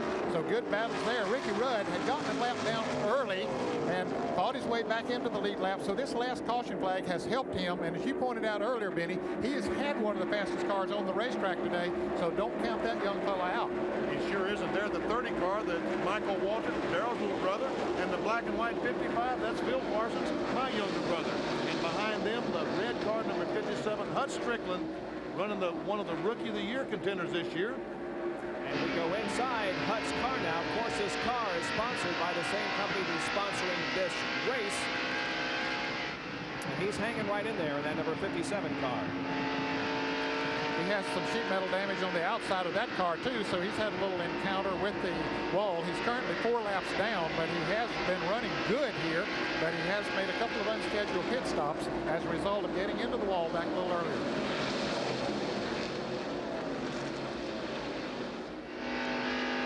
We're looking out the rear of his car, looking back at Phil Parsons coming off turn 2, going down the back straightaway.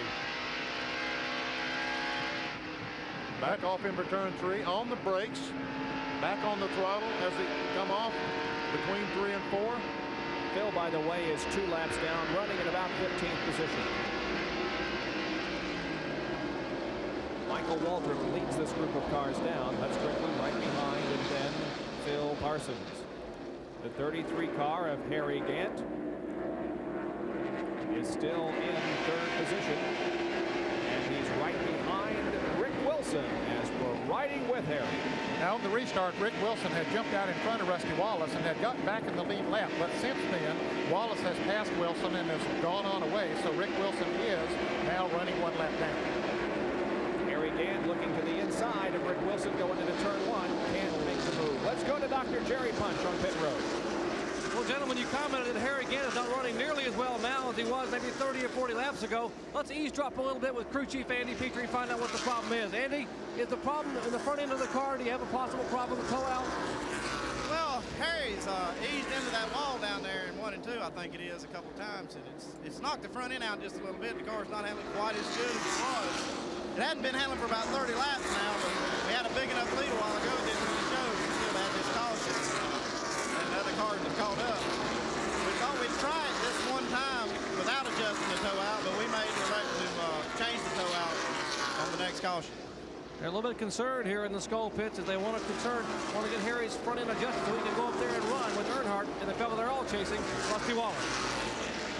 Well, Harry certainly has had his ups and downs here this afternoon, and he right now is chasing Rusty Wallace, who is leading the Heinz Southern 500. And with the report on Rusty Wallace, here's Dick Berggren. Well, Bob Jenkins, you're not going to believe this, but he's picked up another piece of plastic in the grill of that automobile. But this time he's got the right side more occluded than before. There's less air going into the radiator than before. Last time he picked up 30 degrees, so they're worried down here. That's unbelievable. This car is like a magnet to that plastic. For the second time this afternoon, there is a piece of plastic, and this pretty obvious there on the right side of the grill. Now we see Ricky Rudd in the 26 car try to take over the 7th position away from Mark Martin in car number 6. Rudd is really moving well in that Quaker State Buick. Both those cars, both Mark Martin in the blue number 6 and Ricky Rudd at times today have been awfully quick. Rudd drifts high now underneath Mark Martin. What a beautiful move that Rudd made coming off the second corner. He's alongside Mark Martin, has position on him. Going in turn 3, he has the spot. Now Kenny Bernstein, of course, is the owner of this number 26 car, and Kenny himself is in action this weekend at the U.S. Nationals in Indianapolis, Indiana. He was also involved in the Big Bud Shootout, which is going on and part of Race Day America today. He was defeated, however, in an earlier round. So Rusty Wallace is the leader of the Heinz Southern 500 here at Darlington. We'll be back after this.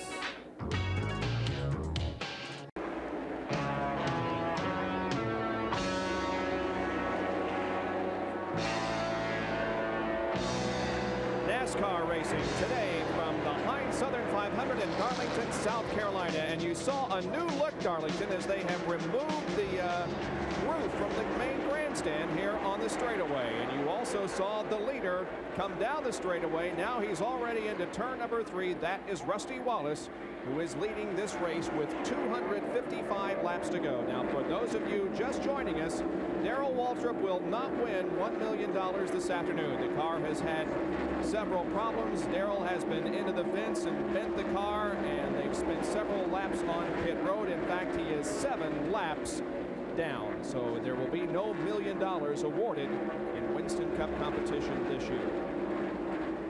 So there is Rusty Wallace, who is the leader, and our Napa race summary shows that Wallace has led 61 of the 250 laps at an average speed of 134.821 miles an hour. We've had 10 leaders, 20 lead changes, 3 caution periods, a total of 15 laps. And at the moment, 9 cars are on the lead lap with Rusty Wallace. Those who have led include Alan Kulwicki, the pole sitter. He's out of the race. Wallace, Marcus, Earnhardt, Harry Gant. Also leading have been Neil Bonnet, Ken Schrader, Darrell Waltrip, and Sterling Marlin. Those that have dropped out include James Hilton, Greg Sachs, Jimmy Spencer, J.D. McBuffie, and Richard Petty. Also Mike Potter, Terry Labonte, Alan Kulwicki, Larry Pearson, and Joe Rutten. We have had no serious crashes in this race whatsoever, but 3 caution periods for minor spins. And Dale Earnhardt now beginning to close down a little bit on Rusty Wallace. Rusty enjoyed about a 4-second lead not too long ago, but now Dale Earnhardt has cut that lead to about 1 9/10 seconds, so he's gaining a little bit on him. There we see Bill Elliott, Ricky Rudd in the green 26. That's 6th spot. Bill Elliott, the red number 9, 7th, and Mark Martin in the blue number 6 is running 8th. And look to me like Mark Martin might be gaining on Bill Elliott. There's also a considerable amount of paint missing from the left side of the number 9 car driven by Elliott, as a lot of cars are showing battle scars. That was Ricky Rudd's rubber that you saw, because when he passed Bill Elliott just a couple of laps ago, they kind of rubbed together down in turn 1. The leader is Rusty Wallace. Dale Earnhardt is running in 2nd position, and there is the interval between the 2. Yeah, you can see him come into the picture there very quickly. He's cutting it down. He's very definitely gaining on Rusty Wallace at the moment.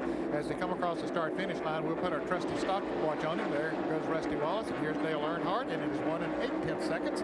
So he's picked up about 1/10 of a second according to our stopwatch here in the last couple of laps. Rusty Wallace has not won at Darlington, and the last win for a Pontiac here at this racetrack was in 1963 when Joe Weatherly won the Rebel 300. Dodge, Plymouth, Mercury, and Matador have all won here at this racetrack since Pontiac has. Well, we'll check the interval once again as Rusty Wallace comes around off of turn 4 and see how he stacks up with Dale Earnhardt. There's Earnhardt coming into the picture. One car in between them.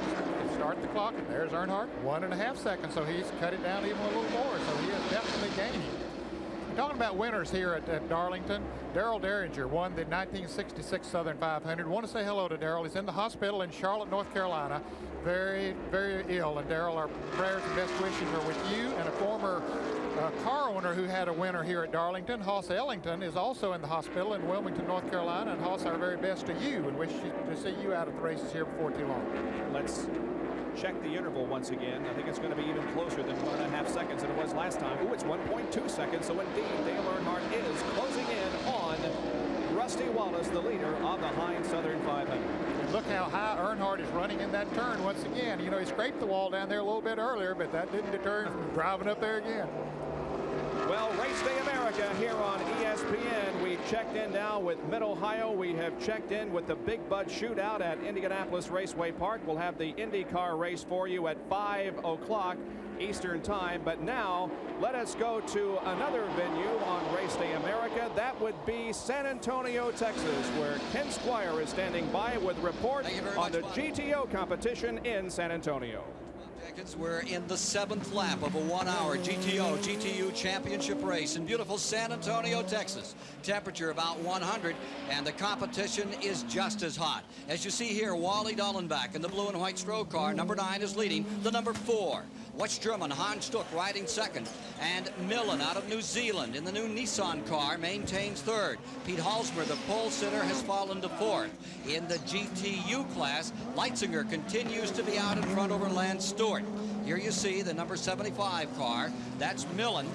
Wound his way through the field on this 1.67 10-mile course to be a presence. He's already taken 1 victory this season, and it looks like he could be a formidable challenger to take it all as we work lap number 8 now, watching Dallenbach, who has squirted through the field and gone into first place. We'll keep you updated on any late-breaking developments here at San Antonio, Texas. Now, once again, back to Darlington.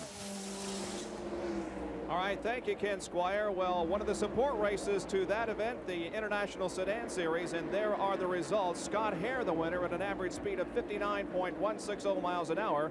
Parker Johnstone second, Doug Peterson third, Dave Jolly fourth, and Pepe Pombo finished fifth in that IMSA International Sedan Series race at San Antonio, Texas.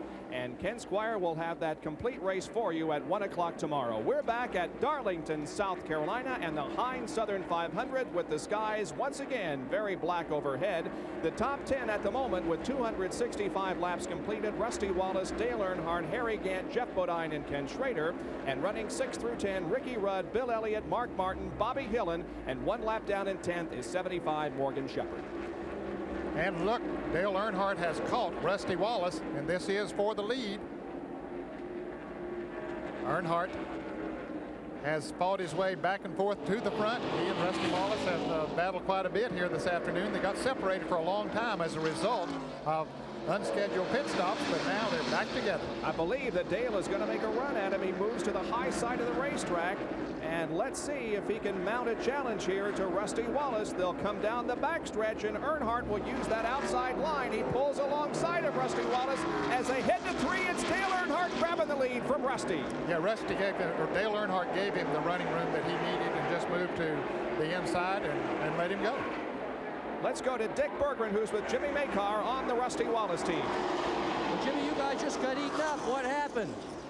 Well, we made a little adjustment that time on the car to tighten it up. He did complain a little bit about it being loose earlier on. We didn't know if it was tires or chassis, so we tightened it up a little bit. It helped the car for about 20 or 25 laps, and then it started getting a little loose again. So we're in a position now where we need to make another little adjustment, or depending on how the caution flags fall, we may want to leave it like that for 20 laps, because for 20 laps it was really fast. Car 5 and 26 battling on the track as these guys worry about the 27 Wallace. And that is for 5th position as Jeff Bodine tries to hold off the challenge of Ricky Rudd in the Quaker State Buick number 26. The Levi Garrett Chevrolet of Jeff Bodine holding down 5th, but boy, has he got a challenge on his hands. And you have 4 cars running together. Harry Gant leading that pack, running in 3rd. Ken Schrader is 4th. Jeff Bodine goes a little high. Here comes Ricky Rudd trying to make a move down on the inside. Can he do it? Not quite. Ricky Rudd able to drive that car up high and just turn in the middle of 1 and 2 and come to the bottom of the racetrack. I've not been able to see many cars do that today. Rudd's car extremely fast. He had an unscheduled pit stop earlier and got a lap down, and he just fought his way back. That's one reason that we haven't talked very much about Ricky Rudd today. You can see this is his 13th Southern 500 and his best finish in 8th. Ricky Rudd doing better than that today and trying to take over the 5th position from Jeff Bodine, but he is unable to do so. Let's see if he makes a move into turn number 3. Nope. Jeff Bodine running a good line around this racetrack too, but you can see that Rudd picks up as he heads off of the turns, but he can't build quite enough momentum to move around Bodine. And Ken Frater keeping close tabs on Harry Gant right in front of them. Racetrack's getting a little slick, fellas. And this is the bumper cam on Harry Gant's car as we watch Ken Schrader's number 25 and Jeff Bodine back there in the yellow 15. Yellow number 5, I should say. Schrader looked to the inside of Harry Gant that time, like he wanted to make a pass, not able to make it. Let's see, he might be measuring up to go down the front straightaway. He's not able to pull up on the, but meanwhile, back behind him, Ricky Rudd is alongside Jeff Bodine. Going in turn 1, they are side by side. Oh, it's tight, they touch, and Rudd gets the position from Jeff. Here's Jeff trying to come back. This is for 5th position once again. Rudd has passed Jeff Bodine. So we're watching those 3 cars we see there now are there's 4 of them, 3rd, 4th, 5th, and 6th place. The front 2 cars, Dale Earnhardt and Rusty Wallace, of course, a little ways out in front of them, about perhaps 3 seconds. Well, we hope you're enjoying Race Day America here on ESPN. Anchor coverage from Darlington, South Carolina, and the Heinz Southern 500 being led at the moment by Dale Earnhardt. We'll be right back. Bob Jenkins, Benny Parsons, Ned Jarrett, Dick Bergman, and Jerry Punch back at the Heinz Southern 500 in Darlington, South Carolina. Race Day America here on ESPN, and you're watching the first 2 positions. Dale Earnhardt in car number 3, leading Rusty Wallace in number 27 with 278 laps completed. And those cars awfully evenly matched all day long. It's just been Wallace would lead for a while, Earnhardt would lead for a while. In case you are just joining us, Darrell Waltrip will not win the $1 million this afternoon. He's had problems with the car, and he's down about 7 laps to the field. 3rd place, Harry Gant is running about 4.5 seconds behind these 2 drivers. After Dale Earnhardt made the pass on Rusty Wallace not long ago, he hasn't been able to pull away. We've seen that happen a couple of times here this afternoon, that someone come up and pass another driver but just wasn't able to pull away. A reminder, at 5 o'clock Eastern time in 1 hour, we will have, at the conclusion of this race, the IndyCar race from Mid-Ohio Sports Car Course that we've had reports on throughout the day. Now we watch Rusty Wallace trying to take the lead away from Dale Earnhardt. They almost touch coming out of 2. They go into turn number 3, and Earnhardt holds him off. Oh, my goodness, Dale. What a chance that he took driving in on the outside of Rusty Wallace, because you just can't do that. But they did it. Well, Wallace backed off when they went into the turn. He saw Earnhardt wasn't going to, and he said that'd be foolish for me to go on in there and wreck both of them. Now Wallace will battle back once again. He's got the clear shot on the inside of the track. There you can see the average speed of the race. We are on record pace. We're at 136.2, and the race record is 130.0. And here is Ricky Rudd. And I'm telling you, this Quaker State Buick is on the move. He now takes 3rd. Yes, he is on the move. He has fought his way up from about 8th or 9th position after this restart, and has just come right on up through the pack. He has passed them all. They've not given him anything. Ricky Rudd running extremely well. The Quaker State Buick, Lamrick Reynolds, those guys doing their job. Look, Rusty Wallace once again on the inside of Earnhardt. Now this is what Rudd needs. These guys to run side by side like they're doing, because they can't run at fast speed. Let's see if Rusty can get the lead going into the 3rd turn. Yep, I believe he's going to do it. Rusty Wallace goes to the lead. Now we'll see if Dale can retake it. Watch him come back. Wallace's car washes out a little bit and goes high, but nope, Rusty Wallace is going to lead this lap. Now Rusty has finished 2nd in the past 2 Southern 500s. Would like very much to pull off the win here this afternoon. Race Day America here on ESPN. We have shown you highlights of the first 2 rounds of the Big Bud Shootout in Indianapolis, part of the NHRA U.S. Nationals. And now we are ready for the finals of the Big Bud Shootout. So let's go to Dave McClellan, who's on hand in Claremont, Indianapolis Raceway Park. Dave? Hello again, everybody. I'm Dave McClellan. Welcome back to a windblown Indianapolis Raceway Park. It is a great day and a great race. $50,000 riding on one single run down a racetrack. The 2 finalists in the Big Bud Shootout, Don Prudhomme in the near lane. Now the quickest funny car in the world. He set that in the first round when he ran a 5:17 to beat Mike Dunn and said this is his last season in funny cars. His competition in the far lane, John Force, the man that won this event back in 1986. For Prudhomme, it has been an incredible day. His 5:17 backed up with a 5:28 in the second round. John Force has won his first 2 races today, primarily by his driving skills. For Force, this is the first time he has ever met his idol, Don Prudhomme, in the final round of any major event. And what better place to do it than here at Indianapolis Raceway Park and the Big Bud Shootout.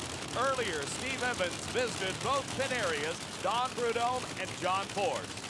Don Prudhomme was on fire in the semifinal round, and here's the evidence. We couldn't see it because all that fire was inside the car when the exhaust headers came out, and all the fire was in the body instead of going out the pipes. Don, an awful lot of components have to be replaced on this car. Does it set you back in the battle against John Force? Well, I don't think so. What really happened is the bolts that were holding the headers on, that all gave up, and the header fell down, and the fire came out and started burning the body, and you know, just tore a lot of parts up, but we can get her fixed. Only an experienced driver could get that car stopped as Don Prudhomme did. It could have been a lot worse. Prudhomme obviously has it fixed. We are riding in the car of John Force for the first time. 2 onboard cameras. They're both approaching the staging lights. They're set. Prudhomme and John Force are off the mark. And it is Prudhomme, the champion, the Big Bud Shootout winner of 5-second elapsed time. 5:19 at 271 miles an hour. Don Prudhomme drove his Pontiac to victory in a dominance of an event that we have never seen before. Let's watch again. You see the car of Prudhomme in the near lane, Force in the far lane. From the starting line all the way to the finish line, Prudhomme had this race won. By the time they got to the finish line, Prudhomme had covered 1,320 feet in 5.19 seconds. An incredible day for Prudhomme. A 5:17 in the first round, a 5:19 in the final round, with a 5:28 sandwiched in between. We'll be back here to Indianapolis Raceway Park a little bit later to talk with the winner, Don Prudhomme. Right now, there's much more on Race Day America. Thank you very much, Dave. We are back at Darlington, South Carolina in the Heinz Southern 500, and Dale Earnhardt is in the pits. Jerry Punch reports. Right side tires already on the Goodwrench Chevrolet. Earnhardt now getting left side tires. Right front corner of the car smoking a little bit. Someone beat off the brakes. Earnhardt now down and away. Great pit stop for the Goodwrench Chevrolet. He moves down. Ricky Rudd still in the pits. Ricky Rudd's pit stop now. Left side tires going on that car. And the Quaker St. Buick will move away. Ricky Rudd running in the top 5. That's running third with that pit stop. Rudd moving back out onto the racetrack. And Bob, before he made this pit stop, he had moved up to 3rd place and was cutting about 0.2 of a second a lap off of the lead that Rusty Wallace had. He was gaining on the front 2. Of course, Rusty Wallace, I assume, will be coming in before too long, as Bobby Hillen, who's had a great run here today, is in the pits right now. Here's Rusty Wallace. He's currently the leader of this Heinz Southern 500. But how long will he be before he'll come in? Now, the Harry Gantz crew is standing by waiting for him to come in, and right now he is coming into the pits. Nick Berggren is standing by ready for this pit stop. When this pit stop happens, you're going to look at the right rear corner of the car. They've got sheet metal into the tires, apparently, and they're ready to do some body work on this car if necessary. The car owner, Leo Jackson, has come over there, and as soon as they get that tire off, he's right in there with the tools to try to do a little bit of body work and get that sheet metal away from it. They've got the right side tires changed now, getting ready to do the left one. Rusty, meanwhile, is on his way down pit road.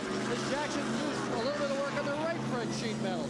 Rusty still coming down pit road. His damage is not ready to go away. And again, and Rusty right side at this point. Now Wallace, he's doing his pit stop.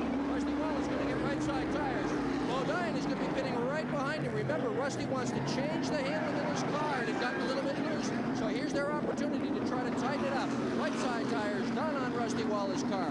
Working on the left side tires right now. Right behind him, Bodine's crew just beginning to address the left side tires. Fuel going into Rusty Wallace's car. 1 can in, 2 cans in. Rusty is gone. Some great shots from the crew cam, guys. Absolutely. Really good shots. There's Jeff Bodine, who has completed work on the Levi Garrett Chevrolet. He goes back in competition. Ken Schrader comes in. Jerry. Folger Chevrolet will get service here in the pits. The crew now working on the right side. David Oliver cleaning the grill, all the dirt and debris from the grill. Right side tires going on the car. The jack is down on the right side. He will scamper around and make it a 4-tire change for Ken Schrader, trying to win his first Southern 500. Mark Martin also in, as is Bill Elliott. Elliott getting a 4-tire change. Work now being completed on the Folger Chevrolet and Schrader. He is out of the way. Let's go down to Dick Berger. Dick. Jerry, Mark Martin has just finished his pit stop. What a good stop it was. They almost took Steve Meal with him. Mark Martin is the one that's furthest down on pit road. He has run in the top 5 much of the afternoon, and they want this win badly today. They've yet to win a Winston Cup race. All of this, of course, coming under green flag conditions. And now we watch Dale Earnhardt in car number 3, who is the leader of the race. He's got Sterling Marlin right there with him, but Marlin is not on the lead lap. Earnhardt picks up the lead once again in the Southern 500. That just goes to show how much importance there is in 4 fresh tires. Marlin out there with old tires, and Dale Earnhardt just blew by him. So Earnhardt is looking very strong, but so are Rusty Wallace and Ricky Rudd and many, many others. This race certainly not over yet. Rejoin us in just a moment. NASCAR racing today at the Southern 500 in Darlington, South Carolina. One of the first traditional races for NASCAR on Labor Day weekend. And now, here are the top 5 with just about 70 more laps to go. It's Earnhardt leading with Rusty Wallace second. Ricky Rudd is running third. Jeff Bodine is fourth. And Harry Gant running in 5th position. And there is the leader, Dale Earnhardt, as he is on his way to a victory here at Darlington this afternoon. Now, Darrell Waltrip, who came into this race with a chance of winning $1 million, will not win that this afternoon, as he is about 7 laps down to the field. Earnhardt with new tires running very nicely out there. Let's take a look at a pit stop summary and how everybody did during this most recent set of pit stops, as we have a caution flag on the speedway. Wallace came in first, out second. Earnhardt second to first. Rudd stayed the same. Gant lost a position, and Schrader lost 2 positions. The caution is coming out. It's not because of an accident, at least that we can see, perhaps just some debris on the racetrack, but nevertheless our 4th caution period of the afternoon as Harold Kinder displays it. And will we see some more pit stops? Now, they just completed some pit stops, but they have to have 1 more, do they not, before the end of this race? Yes, they'll have to have 1 more for gas at least, and they might be able to go from here on, though. But when they made their pit stops a little while ago, they would not have been able to go the rest of the way. So now they'll probably come in and will be able to go the rest of the way. How about it, Jerry Punch? Well, you know, Ned, you're exactly right. They probably have gone no more than around 60 or 62 laps on tires all day long. They would have to go 60, 67 laps to completion of the race. They can make it about 60 on tires, but they could go actually 70 laps on gas. Here's Rusty Wallace and Earnhardt down pit road. Earnhardt skids to a stop, and it will be a tire change. They cannot get the air hose over to the right side of the car. He slid almost out of his pit lane, and he is here now getting right side tires. It will be 4 tire change for the Earnhardt car. Let's go down to Dick Berger. They're doing the same thing here with Rusty Wallace's car. They're also going to change 4 tires. You can see it on the crew cam. The crew cam is doing the left rear tire right now. Boom, on it goes. The big game here is who's the first one to go out pit road. So far, it looks like it's going to be Rusty Wallace, and it is. Earnhardt's away, but it's no good. Rusty's beating him down pit road. Earnhardt trying to gain momentum coming out of the pits, but is going to have to fall in behind Rusty Wallace as Rusty wins the battle out of the pit area. By the way, the reason for the caution, number 71, Dave Marcus, had some contact with the wall in the backstretch. Nothing serious, but it was enough to cause another caution period. So the field is going to reline behind the pace car, and we'll be back with hopefully a restart of this Heinz Southern 500. We hope you're enjoying Race Day America here on ESPN. Indy cars, the GTO cars, GTP cars. We've had drag racing from Indianapolis, the Indy cars at Mid-Ohio that will be coming up at 5 o'clock. Yesterday at Mid-Ohio, the Trans Am's run. Paul Page reports. Well, Bob, the Trans Am Series was at the Mid-Ohio Sports Car Course for the 10th race of their season. It was a wild day, as Les Lindley found out with this ride.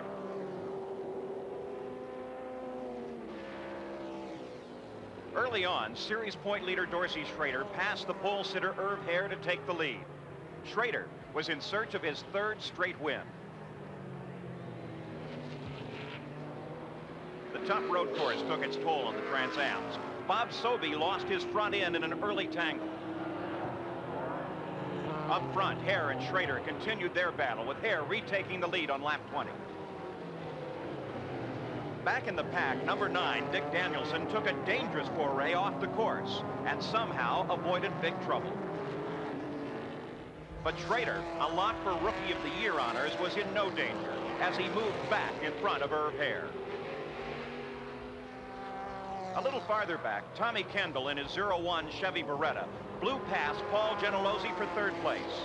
Things got bad quickly for Kendall, though, as he blew an engine almost immediately, ending his day.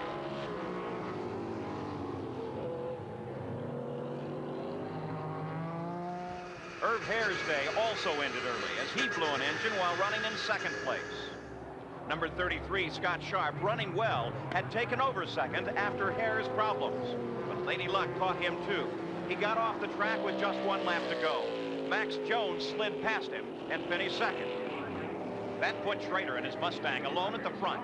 He took the checkered flag and won his third straight race, moving him 44 points ahead in his quest for the Trans Am Championship, and putting Ford 6 points up in their run for the Manufacturers Championship. Now let's go back to Bob Jenkins.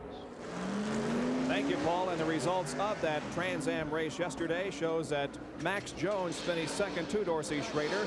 Scott Sharp was third. Robert Lapalinen fourth, and Dick Danielson was fifth. His average speed 91.994 miles an hour. Now we go back to the Southern 500 in Darlington, South Carolina. Ned? And Harry Gant has made several pit stops here during this caution period. We are still under caution here as a result of the situation with Dave Marcus on the backstretch. Let's go to the pits, and what is going on with Harry Gant's car, Dick Berger? Well, they've been working on the adjustment of the front end, trying to get the thing towed in, towed out correctly. Now, ordinarily, a 16th of an inch is an awful lot. Rusty is also coming in. A 16th of an inch is an awful lot, but they just changed it a half inch. And the reason that Rusty just came in was earlier their crew told me they could not go 67 laps. That was on lap 300 when they fueled up last time. Now it's 304. Now he can. That's all he did was top off the fuel. So Rusty should be able to go the distance now. And you can see that Bill Elliott also made a pit stop, and so did Ricky Rudd. So most of the top cars have come in to top off the fuel tank.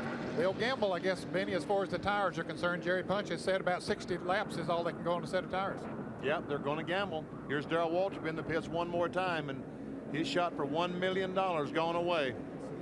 They're Poor working, Waltrip. still working you on got that to feel for the guy. He had a shot one race, $1 million if he could just won, but they're still under the car trying to adjust the front end. Okay, folks, lay down those remote controls. We're going to have some commercials. We may have a test. One lap has been completed under green, and Dale Earnhardt leads the Heinz Southern 500. Rusty Wallace is in second position, and then comes Mark Martin. Jeff Bodine. I'm sorry. And we're in the Heinz car of Hut Strickland out the back glass. Rusty Wallace is right behind him. Now Jeff Bodine is in second. 9 cars still in the lead lap. Mark Martin is third, then Ken Schrader, and then Rusty Wallace. Ooh, look at Rusty come up on Hut Strickland down in turn 1. Looks inside. No, he decides not to go inside. They're both accelerating. And And Hud Strickland moves over and let Rusty Wallace, the faster car, go by on the outside as he should.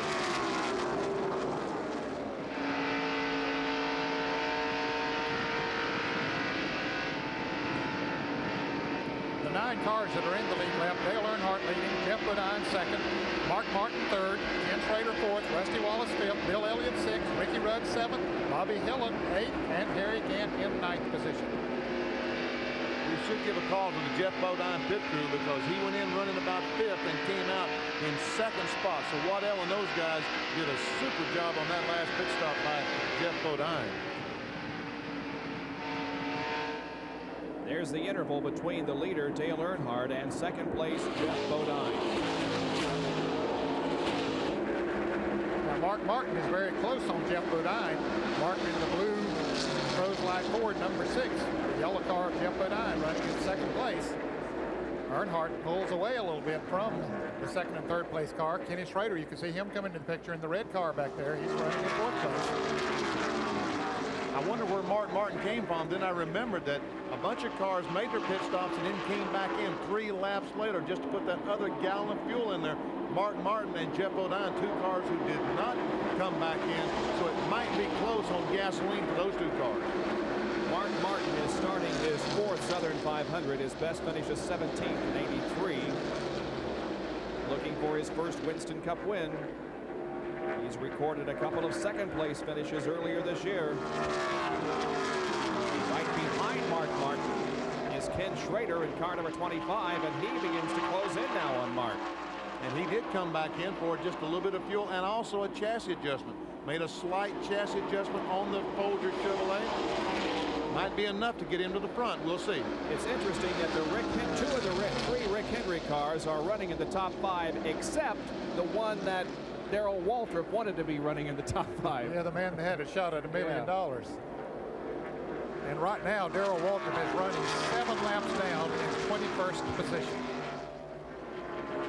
So no chance for the $1 million this year, and that means that still only 3 drivers have captured 3 of the 4 races in NASCAR's crown jewels. Leroy Yarborough, David Pearson, and Bill Elliott. We'll be back with more right after this.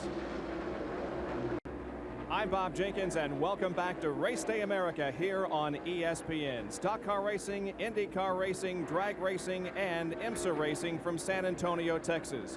The GTO-GTU race is underway in San Antonio, but there has been a crash. For more details, let's go to Ken Squire. We're live with you from San Antonio, Texas. We're under caution after a serious crash at turn number 10 of the 1.67-mile, 10-turn San Antonio Grand Prix course. The driver that is still trapped in his car is Jeff Elgany of New York, New York. He hit the barrier, driver door, flush against it about 10 minutes ago. They have the jaws of life out there, and they are trying to extricate him from this Ford automobile, which crashed while running 13th overall and 7th in the race in the GTO class. This car, as you see, is still there. Elgany still inside the machine at the present time. Meanwhile, in the event, car number 9 continues to lead here this afternoon with Wally Dallenbach in first place and Hans Stuck in second. We'll update you on this story as we continue on Race Day America. Now back to Bob Jenkins in Darlington.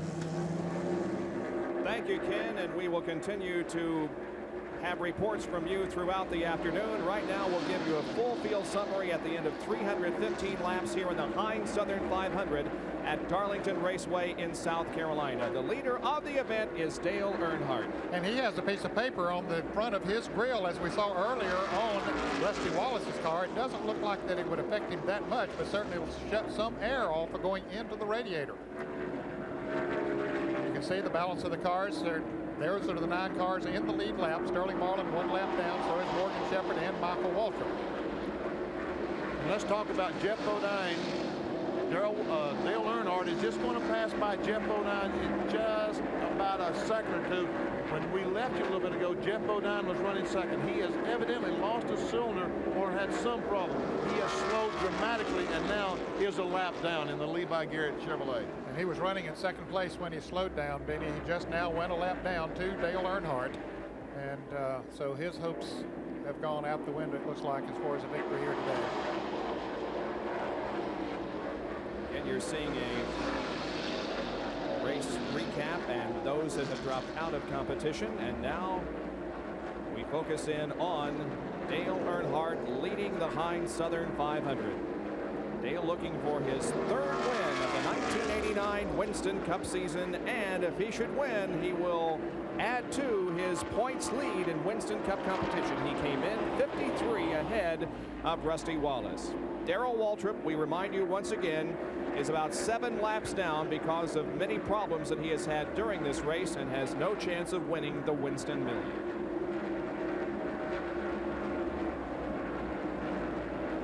And likewise, pole sitter Alan Kulwicki dropped out of competition earlier, and so the Unocal money goes up to $7,600 more. You're afraid to add those numbers in your head, right, Jenkins? Not at this point in the afternoon, no. But we can still see that piece of plastic on the front of Dale Earnhardt's car, but it hasn't slowed him down any. It doesn't appear to be positioned over the radiator as much as Rusty's was. No, and evidently not shutting off as much air, so he's still running very strong. Mark Martin, the car is running in second place. He is not able to gain on Dale Earnhardt. He's staying about the same. As a matter of fact, Earnhardt might have pulled away from Mark Martin just a little bit. Meanwhile, Rusty Wallace has moved up into third spot and Ken Schrader back into fourth.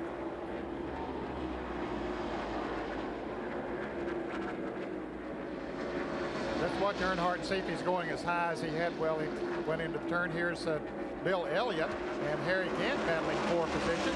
They're battling for the 6th and 7th position. Bill Elliott currently running in the 6th position. Harry Gant running in 7th position. And Bobby Hillen is shown in 8th, and he is the last car on the lead lap. Elliott, number 9, and Gant at number 33.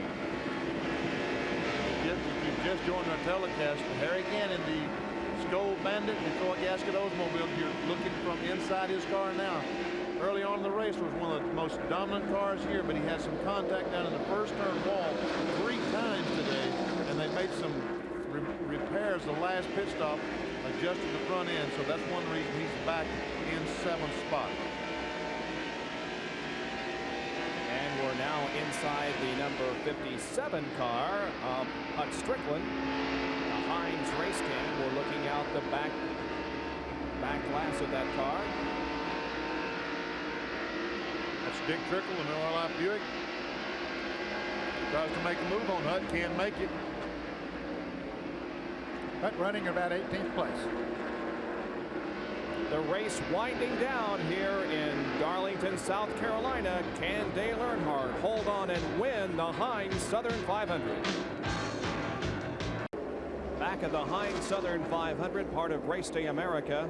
Just 37 more laps to go in this one. Dale Earnhardt leads with Mark Martin 2nd, Rusty Wallace 3rd, Ken Schrader 4th, and Ricky Rudd running in 5th position. Now there is the leader, Dale Earnhardt, but not all that far behind is the 2nd place machine driven by Mark Martin. And there you can see the interval. Martin appears to be closing in. Let's go to Dick Bergeron and the crew chief on this car. Well, Steve, you had 3 second-place finishes in 1989. I know you want the win badly, but can you win? How can you overhaul Earnhardt? I don't know. The 3 car's awful stout right now. Rusty's coming pretty good behind us, and if you look close, Ricky Rudd is running awful fast. So what we're planning on is typically in this race, the 3 car has not got the fuel mileage that's going to get it to the end of the race. We think the 3 has to stop for gas. If so, maybe we'll win by default, but we sure enough give them away like that. We'd have to take it. Are you sure you have enough gas to go all the way? Oh, we're never sure, but we're going to take a heck of a shot at it. We're not going to stop for fuel until it runs out. That's the story with the 2nd place car. Jerry, what are the leaders going to do? Well, let's check in with Richard Childers. Richard, some of the cars chasing Dale Earnhardt think you may have to stop for gas again, and they're going to get a shot at winning it if you do. What do you think? Well, we just have to see. The way we got it figured, it ought to go to the limit, and that's all. How about the tires? How about the tires? Well, the tires are going to be real close. A while ago, you know, we're burning the right rear up pretty bad. A lot of concern here in the Goodrich pit. They may be able to make it on fuel. Remember, they did not come back in and top up their tanks, as did Schrader and Wallace and others. Earnhardt stayed out, so he will have to go at least 4 laps further than anyone else if they will make it the distance on fuel. is the question at the moment. Will these leaders have to stop for fuel? You can only think about what happened at Daytona as far as the Mark Martin car is concerned, running out with about 5 laps to go. Meanwhile, we have a battle here between number 9 and 33. That's Bill Elliott and Harry Gant battling for 6th position, and we're watching that from out the back class of the Hines car driven by Hut Strickland. And Hut has been able to stay in front of those 2 cars for quite a while. The view that Harry Gant has, as Bill Elliott is ahead of him.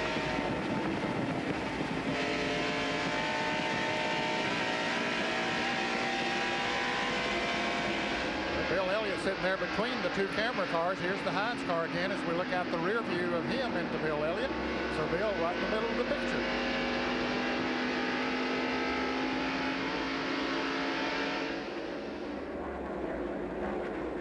Has settled down now. It doesn't appear as if Gant is in a position to mount a challenge to Elliott for the 6th position. Now Harry looks to the inside of Bill. As they come off the corner, Gant settles back behind Elliott. Denny, we've been talking about going into turn 1 down there and how high they're running going into that turn. Now, one thing that's happening now that we haven't seen all day long is that they're running into the sun going into that turn, and that makes it awfully tough. I tell you, it makes it almost impossible going into turn 1, Ned. You just simply cannot see the outside retaining wall now, and we probably will see some more people run into it before the race is over. Harry Gant, he's certain. Bill Elliott is going to try to go by Hut Strickland now. He makes it. Comes off turn 4 down the front straightaway. Harry Gant looks to the inside. I don't know if he'll be able to get by or not. Yes, Hut backs off and they go in side by side. And from the bumper cam from Harry Gant's car, we're looking back on Strickland and Morgan Shepherd in 75. See how close Hut runs to the wall going down the backstretch, then dips down to the inside, then drifts up again, close to the wall as he gets into the turn. And the leader continues to be Dale Earnhardt. Widening out to show you the interval between 1st and 2nd, and there is Mark Martin back in the runner-up spot. And now Ricky Rudd is trying to take over 4th position from Ken Schrader. Schrader in 25 and Rudd in 26.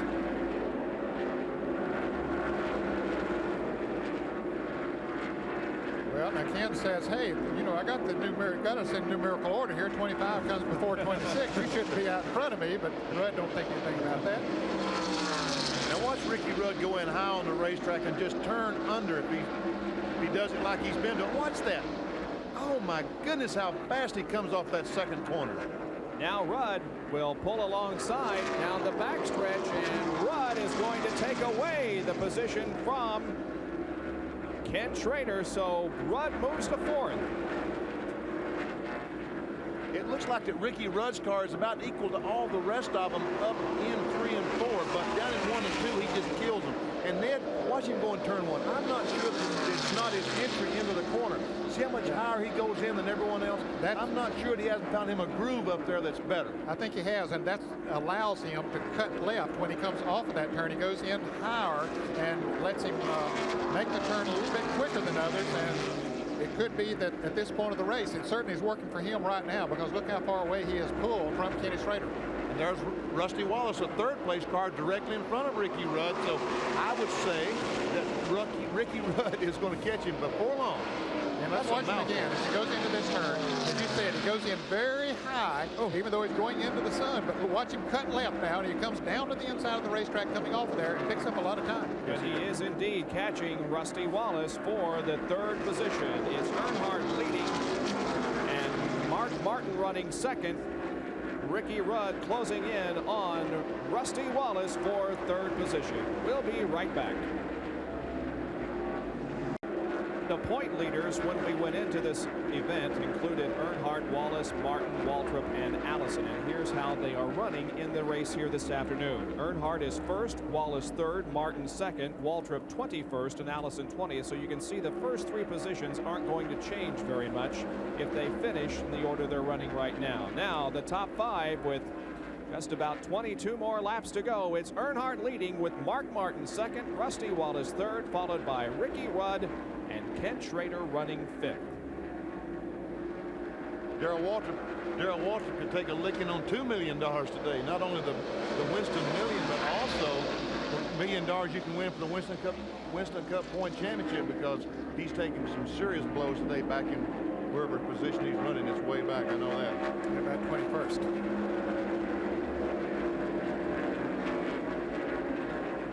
Meanwhile, it is Ricky Rudd at number 27 who is still closing in on Rusty Wallace for the third position. Yeah, when he passed the Ken Schrader car, he was pretty far behind Rusty Wallace, but he now has run him down. Wallace running in the third position. Ricky Rudd trying to take it away. So Rudd definitely on the move. If Ricky Rudd is going to win the race today, he'll have to get by Wallace in a rush. He can't afford to mess around with him too many laps, because, and you see the problem, Rusty Wallace got loose. He almost spun the car coming off the second corner. Rudd pulls up on the outside. Now let's see. Oh, how beautifully that worked for Ricky Rudd, able to drive by with no problem at all. Yeah, Rusty was sideways, Aaron, too. He sure was. So it let Ricky pass him with ease, and didn't, as Benny was about to say, he needed to get around him in a hurry. Well, he got around him in a hurry, thanks to Rusty's little sideways move there. So now we have Rudd in third, Wallace in fourth. Second is Mark Martin, and the leader continues to be Dale Earnhardt.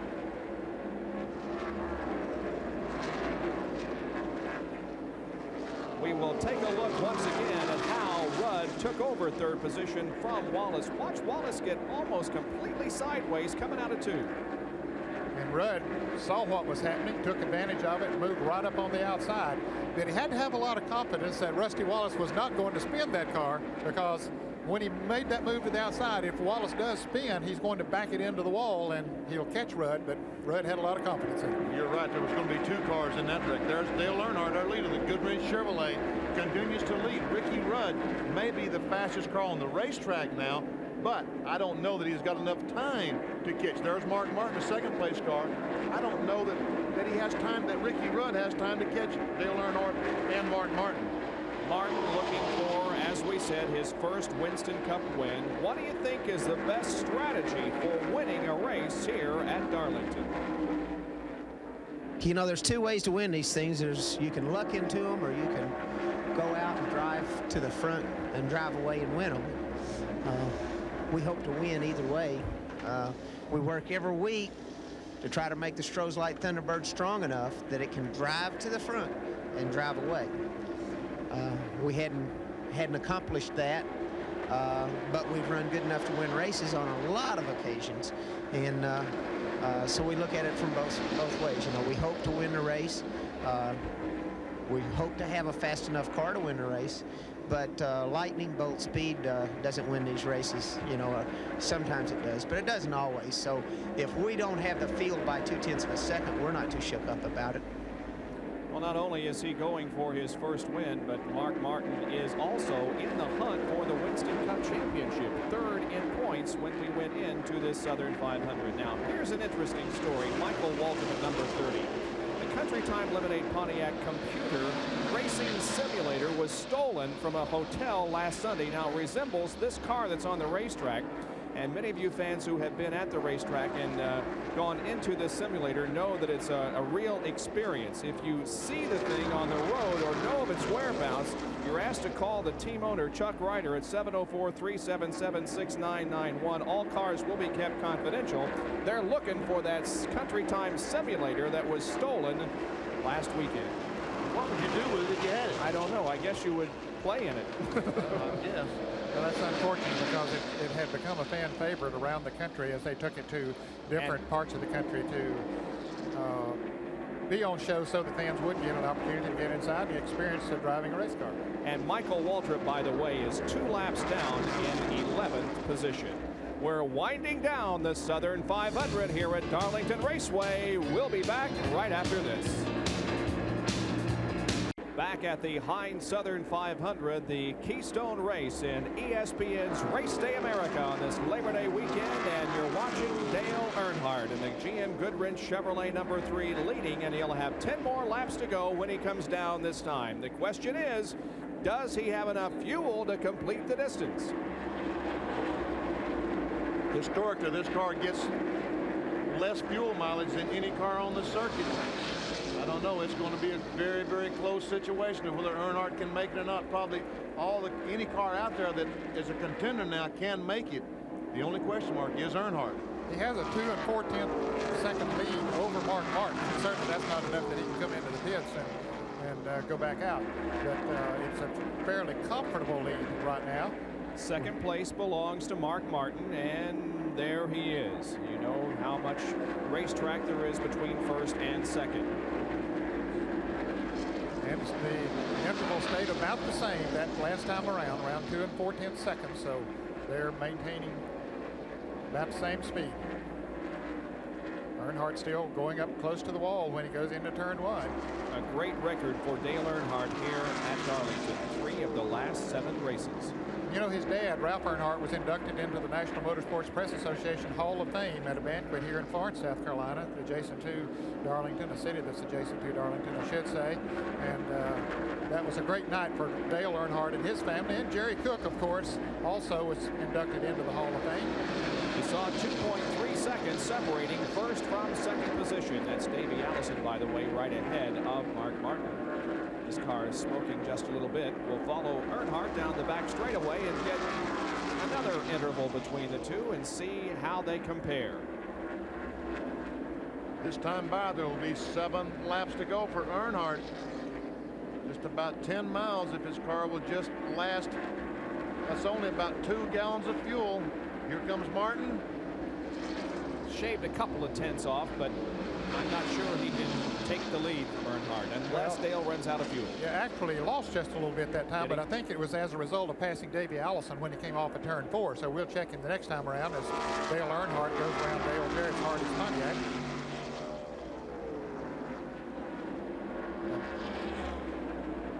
The 9 and the 33 car are battling for position. That's for 6th, and it involves Bill Elliott and Harry Gant. Inside Harry Gant's car as he pulls to the inside of Bill Elliott on the front stretch. Almost as if he waited until we got back there with the camera turned on and said, well, I believe I'll go ahead and make the pass now.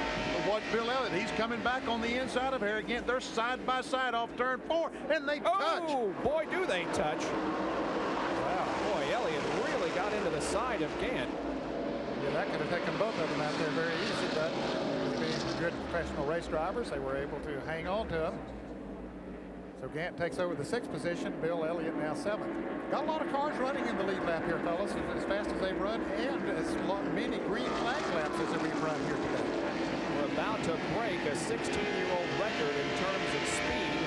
Cale Yarborough's 1973 race record here at the Southern 500 was 134.033. We're on record pace of 134.7. Here's the bump between Elliott and Gant. But they're both out of control. Harry Gant was out of control up in the middle of the corner, and then Bill Elliott got out of control as he came off the corner. This is Harry Gant's bumper cam as we look back at Bill Elliott. Again, Darrell Waltrip had a bad day here at the Southern 500 today, and will not go home with $1 million in his pocket. There are 4 laps to go in the Southern 500. Earnhardt is the leader. Earnhardt has already picked up 5 bonus points for leading the most laps, and if he can win this race, he will certainly put himself in a good position to win another Winston Cup. He has been losing a few points here of late, Bob, but today it looks like he's going to gain some points. Mark Martin still about 2.5 seconds behind Dale Earnhardt, so there hasn't been much of a change since we clocked them 4 or 5 laps ago. Dale Earnhardt's 1987 win here in the Southern 500 came when rain stopped it after 275 miles. But this time it appears as if it's going to go the distance, and Dale Earnhardt is going to chalk up win number 2 in this great, historic, and traditional race. Check the interval once again between the first and the second cars. Well, it has closed down now, 1 4/10 seconds. Well, it has, but we only have 2 more laps to go. They will get the white flag next time around, and Mark Martin may be on his way to finishing second for the 3rd time in 1989. He's had a great run here today, no doubt about it. so have several drivers. Harry Gant has had a fine day. Ricky Rudd, Rusty Wallace, Elliott, Bobby Hillen has had a great run, but unfortunately Darrell Waltrip did not have a good day. The white flag comes out and we are on the final lap of the 1989 version of the Heinz Southern 500. Dale Earnhardt from Kannapolis, North Carolina now has just about 1/2 lap to go before he becomes a two-time winner of this great event. Earnhardt in the GM Goodrich Chevrolet takes the car to the middle of the racetrack in turns number 3 and 4. He comes off of corner number 4 looking for the checkered flag. The fans are on their feet. He waves to them. The checkered flag is out and Earnhardt wins the Southern 500. And the Richard Childress crew celebrates. There's Richard Childress on the left side of your screen. And it's a big step toward the Winston Cup. It certainly is. The momentum means a great deal. Picked up some extra points on everybody behind him and led the most laps, so that gave him the 5 bonus points, plus winning the race. And he did in great shape. Let's go down to Dick Berggren. And I'm with Richard Childress. He owns the car that just won this race. Richard, how nervous were you about fuel at the end? I was holding my breath. I didn't think we could make it. You know, we knew, Kurt told me it takes 21.3, and we'd been picking up 21.5, so we knew it was right on the money.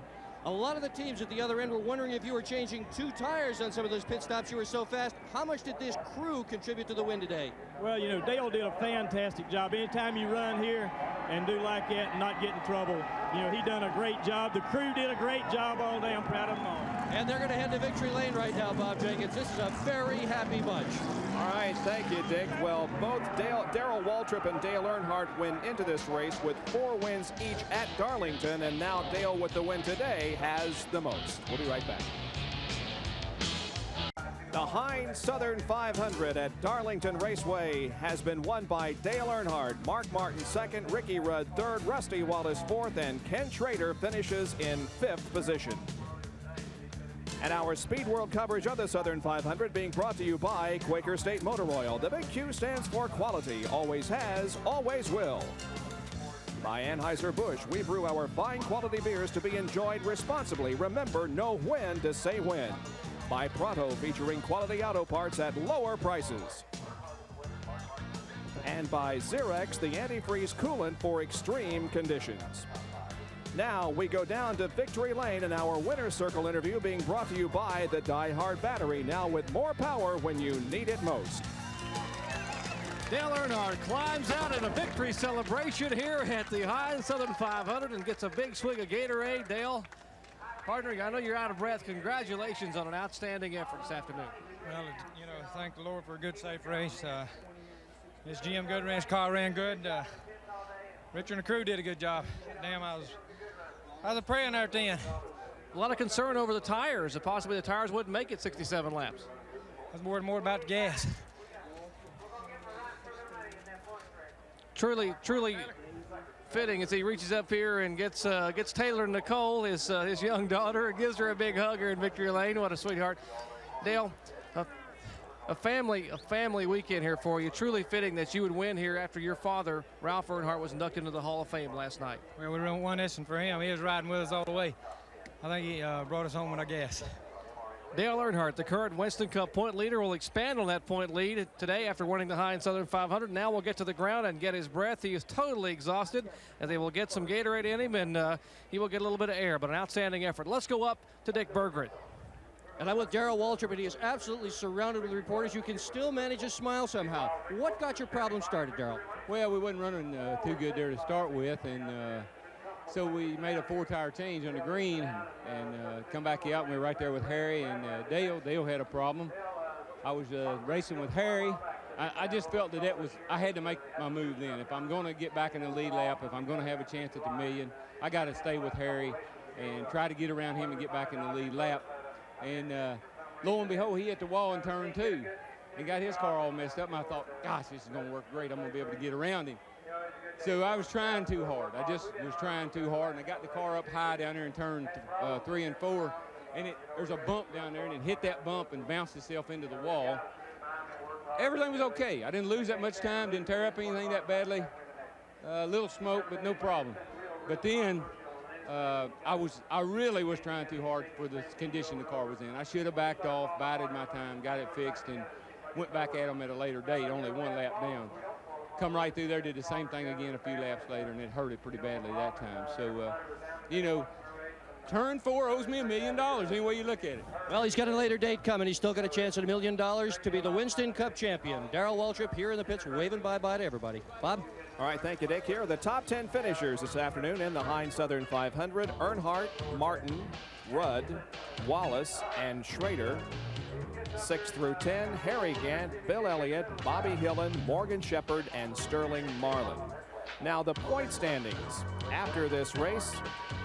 Next race on the schedule will be at Richmond. It's Dale Earnhardt still in the lead. Second is Rusty Wallace, 73 behind. Mark Martin is 128 behind. Darrell Waltrip is 381 behind, and Bill Elliott moves to 5th. He is 360 points behind Dale Earnhardt. Those are the unofficial point standings in the Winston Cup competition. We'll be back with more of Race Day America from here at Darlington Raceway right after this.